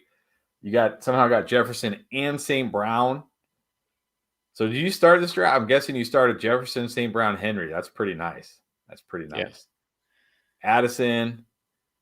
Yeah, I would definitely like some more wide receiver depth here. I mean, you got Jefferson, St. Brown, Addison, and Gabe, and that's it. You got a lot of running backs and a lot of good running backs, but I'd like a little more wide receiver depth. But overall, this is a very good team. Should definitely be competitive. I think your starting lineup is great, but I would be nervous. I mean, I get to some extent, Addison kind of not a handcuff, but backs up, Jefferson. But if God forbid something happens to either Jettis or Sun God, you're going to be hurting at receiver because then you have to start either Addison or Gabe Davis every week. So that would make me nervous. If it's me, I love my running backs here and I love your depth. I'm trying to trade right now, probably Brees Hall or maybe JT if you can fetch somebody better for him to get a better wide receiver in exchange. And I was going to say wide receiver 3. On your team, it would be a wide receiver 3, but you could get a high-end wide receiver 2 in exchange for JT or Brees Hall, I think. I would start with Hall. Try to field offers for Hall and see if you can get a good, solid receiver and make that receiving core even better. That's what I would do. But it's a really good starting lineup. All right, and then back up here, Keith's comment is here. Another 10-man PPR. Fields, Kupp, St. Brown, Bijan, Aaron Jones, Deontay, Mike Evans, Mark Andrews, Dalton, Schultz. Who to start is the question. Well, I don't know how many people you start. Obviously, we got to assume Kupp's out. Yeah. You're going to start Bijan and Aaron Jones at running back. You're going to start St. Brown, and I still got to go Deontay over Mike Evans at wide receiver. I mean, you're definitely starting Andrews. Get rid of Schultz. You don't need Schultz in a 10-teamer when you got Mark Andrews. Yeah. And you're going to start Fields. And then if you have to flex somebody, it's going to have to be Evans because Kupp probably going to be out. Yeah, but that's exactly right. Look at 10-team league, Schultz, you're never going to need to start Schultz, hopefully. And there's probably going to be at least 3, 4, maybe more tight ends who are on waivers right now in your league that will score as much or more than Schultz. So just drop him, get some more depth at either running back or receiver. Ray Guillermo has Kirk and Mike Williams. Would you trade those for AJ Brown? I think I would. It depends on the format.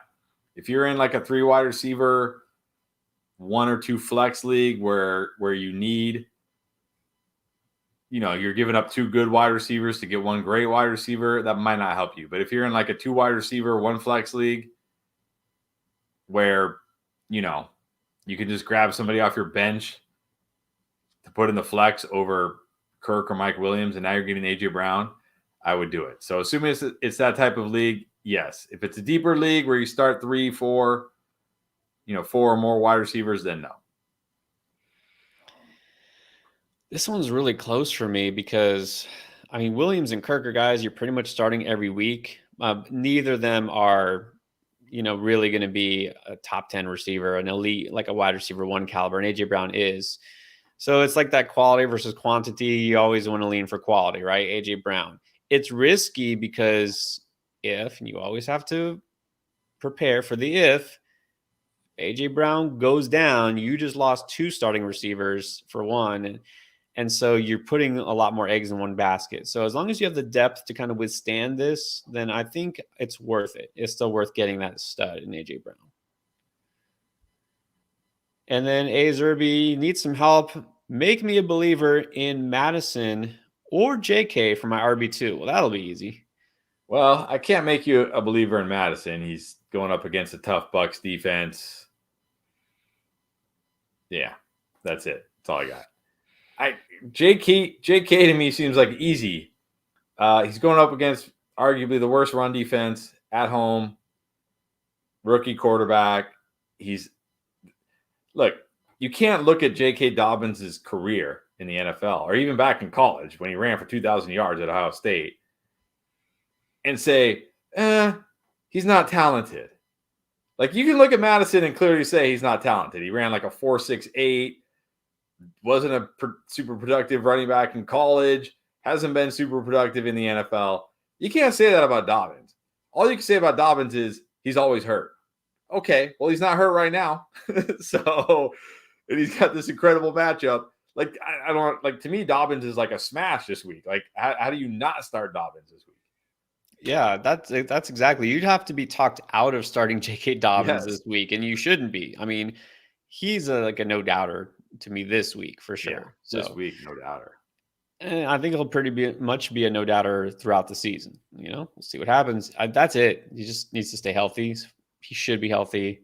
Yeah, easily JK this week between those two. And then Gary Silva back with another 12 team PPR. Does that say QB2 RB 5 flex? Okay. That's what I love is so many different formats.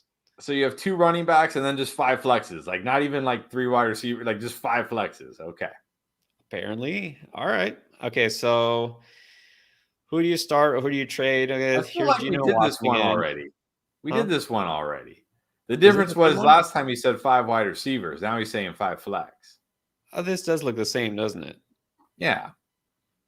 Because the same wide receivers, the same running backs, the same 2 quarterbacks, and he even asked to start trade-off. Yeah.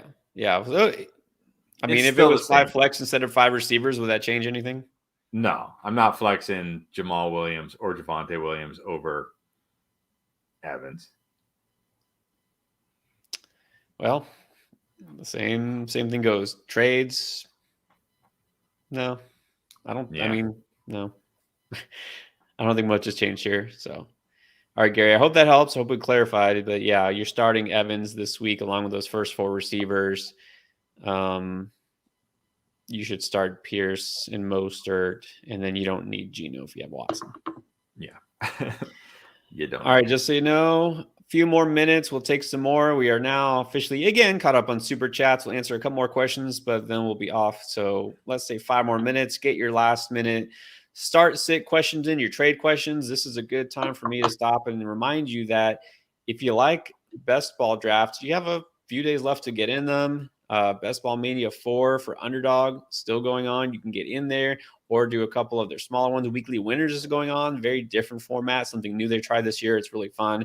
I'm about to get in another few myself before that time runs out. So, guys, if you have not tried yet, Underdog, that is the place. It's the fastest growing site to do best ball season long, but also pick'ems. We'll be doing our picks also throughout the season. Just make sure you use code ENDGAME when you sign up. If you get a new account, code ENDGAME, get a 100% deposit match up to $100. So that means you put in $100 and you get $200 to play with and win more. And you do those picks and you have a chance to go up to 20 times your winnings. But also look, you can do the insurance, which if you want to hedge your bet, you can do that too. That's another nice newish feature there. And by the way, they have that special. If you haven't tried it, it's basically giving you a chance to win some easy free money. Pat Mahomes to go over half a yard in week 1. I think he can pull it off. So now you just need to pick what's that other one that you want to go with, higher or lower. And they have every game of week 1 already up, several players for every contest throughout the week. You can pair with Mahomes and you can go up to 5 picks. Like I said, do 20 times your entry.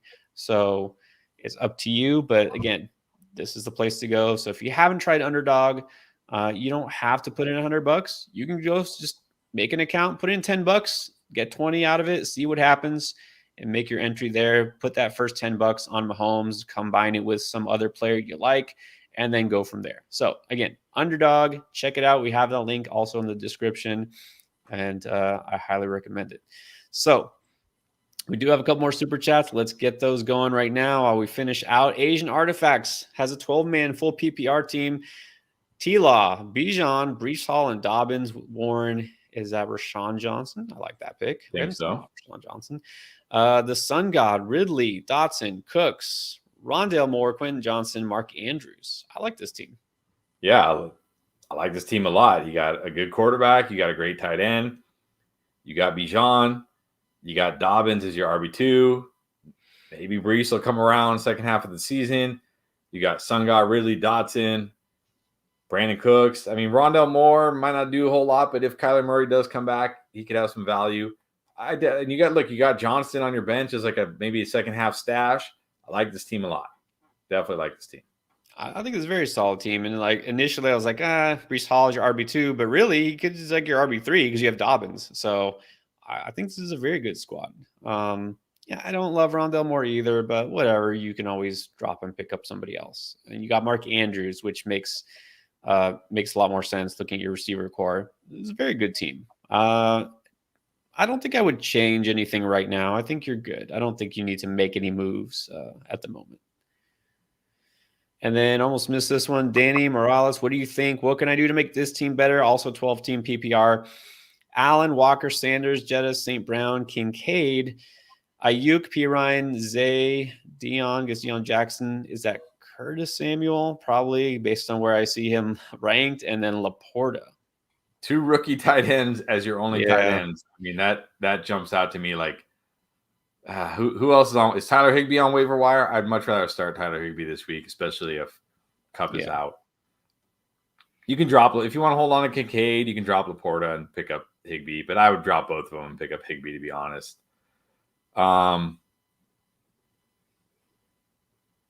You need some running back depth too. Like I like Walker and Sanders, but then you got P. Ryan and Dion Jackson. Like if something happens to Walker or Sanders, you don't have a lot. So I'd probably drop both those guys, grab Higbee, and see who was on the waiver wire running back or something. But I like your wide receivers. I mean, Jetta, St. Brown, Ayuk. You don't really need Zay Jones, but whatever. So overall, I like it. I think I would drop the 2 tight ends, go see if Higbee's out there, and go pick up like a bench stash running back. Yeah, and guys like Pirine, we have been drafting, and a guy like Dion, we're telling you to go pick up. And those are good guys to have on your bench, but you also want a running back who's got that ceiling. A guy who has a chance that if he becomes the guy, he takes off. Like a Tank Bigsby type. So, yeah, 1 rookie tight end, fine, take a chance, but not both. You just pick and choose. Pick one. Go with Kincaid. But it's pretty good. I think you got a really solid core there. Yeah. Obviously, 2 stud receivers and a running back. I think you're fine along with Josh Allen. So, yeah, I think you're okay. Les also wants a rating on his team, 12-man half PPR. Hurts, Waddle, Watson, Eckler, Kenny Walker, Irv Smith. Very interesting. Connor, Mike Williams, Sky Moore. So those are all starters. And then the bench has Flowers, Nico, Quentin Johnson, Harris, Bigsby, Ford, and then a kicker and a defense. I mean, you got Eckler and Kenneth Walker, solid. Waddle, Christian Watson, I like that. You got Hurts. You got Mike Williams. That's good. Connor, Sky Moore. I mean, this is obviously a deep league. I like having Flowers, Nico, QJ, Harris, Bigsby, Ford on the bench. I like your bench a lot. I'm going to say, is Irv Smith really the best tight end? Like, there aren't any I like Irv Smith potentially this year at some point, maybe, but we got to remember he's in an offense that has Jamar Chase, T. Higgins, Tyler Boyd, Joe Mixon out of the backfield. Like, this isn't an offense where when everybody's healthy, the tight end is a featured part of the offense because they have so many weapons. So I got to think there's a better tight end than Irv Smith, right? I think so. I mean, I don't mind having Irv Smith, but I don't want to start Irv Smith. Despite all the hype you hear and he looks great and his teammates love him, like that's fine in the preseason. But when it push comes to shove, you're starting him. This team still has Chase and Higgins and it's not going to feature the tight end. We heard all that stuff about Hayden Hurst coming over. Oh, Yeah. he's going to be great. He's going to be such a weapon. No, he wasn't. He just wasn't. So yeah, as a backup, sure, but but the rest of your lineup is really good. And I like your bench pieces too. I'm big on Flowers this year. I like Nico. I love Bigsby and Ford. So it's pretty good. 8, maybe 8.5.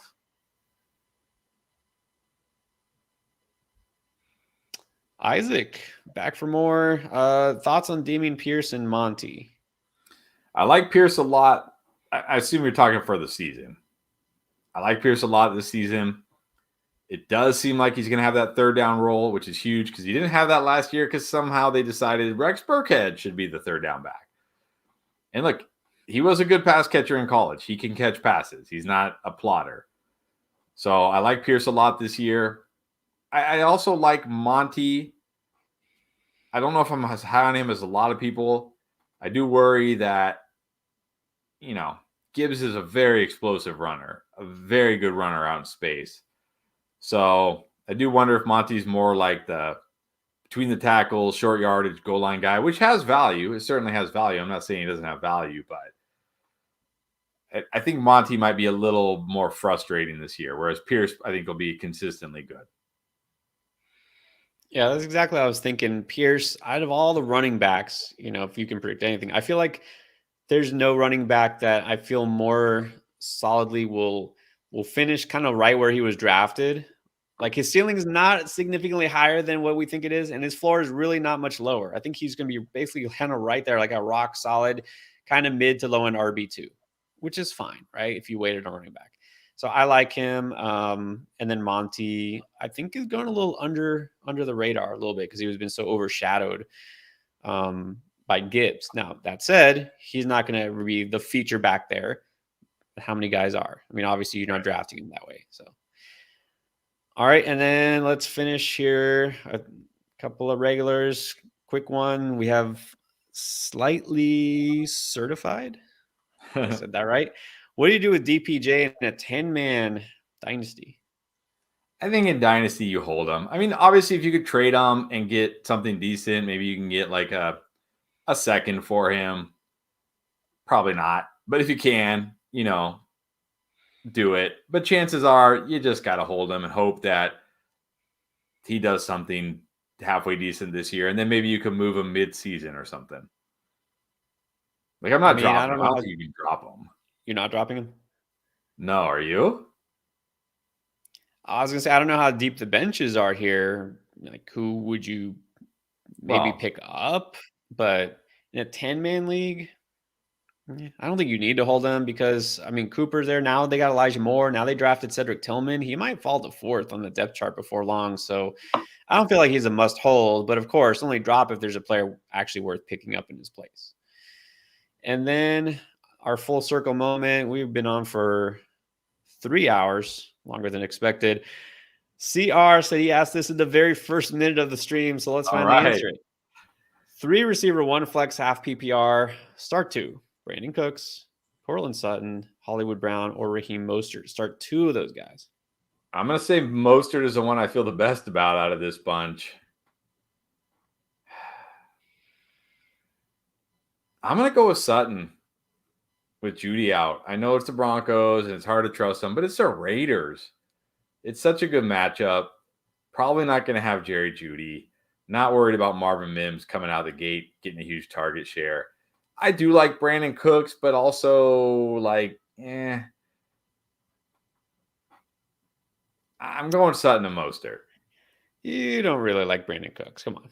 Yeah, he's okay. I mean, he's okay. Like, he'll have his moments. So there'll probably be some matchups where I'm like, oh, you got to start Brandon Cooks. But it's a good matchup for Sutton this week. It's a bad defense.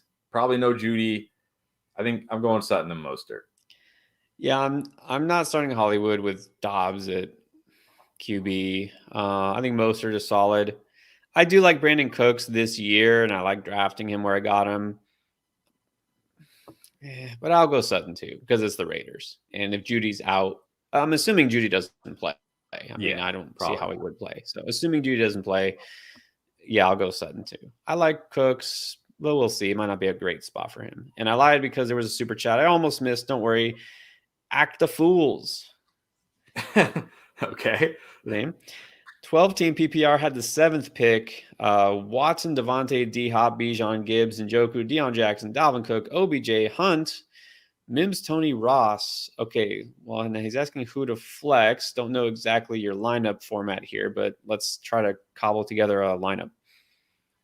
All right. Well, you're starting Bijan and Gibbs. You're obviously starting Njoku. You're starting Devontae and D-Hop, even though I don't love D-Hop this week. So I'm going to assume you're flexing one of Deion, Dalvin, OBJ, Hunt. You're not flexing Hunt. He's not even on the team. Why are people drafting Kareem Hunt? Mims, Tony, Ross. Mims, not Ross. Not No, OBJ. He might not even be active. I mean, he might not even be active, honestly. I don't think you can start OBJ, can you? No. I'm debating between Tony and Dalvin Cook. Dalvin Cook is a safer pick. I don't think Breece Hall plays more than 30 to 40% of the snaps. It's not a great matchup against the Bills. Tony is the go for it pick. So that's how I'm looking at it. If I want safe, give me Dalvin, which I usually don't. If I want to risk it, go Tony. But Tony might even be too risky for me. But one of those guys. Yeah, Tony's the go for it pick if your other options are like Marvin Mims and OBJ. Yes. But Dalvin Cook is going to be the lead back there. Even if it's not a great matchup, still Dalvin Cook. Yeah. That's probably where I go. Yeah.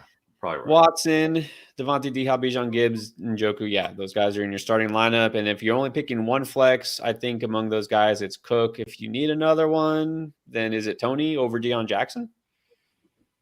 Man, I still go Tony. I just not fully convinced Deion Jackson is the guy in Indy, and not even fully convinced I want whoever the guy ends up being. Yeah, that's the question. Does it matter who the guy is in Indianapolis? I don't think it does. Who would have thought it possible at this point the Colts might actually be worse than last year? But maybe that's the plan, right? Maybe this is like the tank for Caleb Williams thing. I don't know. Which, by the way, you see all those ridiculous throws, all the highlight reel things at Caleb Williams from this weekend. Yeah, there's going to be some teams tanking really hard to get him. Yeah. All right, guys. I think we're going to wrap it up. We appreciate everyone who did drop a super chat and was just on and watching. We're going to do this again. We'll be live throughout this week to help you prepare. If you do have last minute drafts or just get those lineups ready, a lot of you have already drafted. You want to know, how did your team come out? What should you do? Yeah, it's not too soon to do a trade, to make some moves, to pick up guys off waivers. That's how you win. Trust me. The draft is just the start, and we preach this. If you did check out our draft course, Draft Domination on Flock, that's another thing you get access to. If you didn't, it's not too late. Flockfantasy.com/endgame. Besides our rankings for the season, also got access to that course. So anyways, we're here to help. We'll be here. If you want to know our thoughts on all the running backs and all the receivers, and coming out tomorrow, all the quarterbacks and tight ends that you might potentially even have on your roster. Well, we made a video for all of those. So check it out right here as soon as we get off the air, which is right now. All right, guys. Thanks for watching.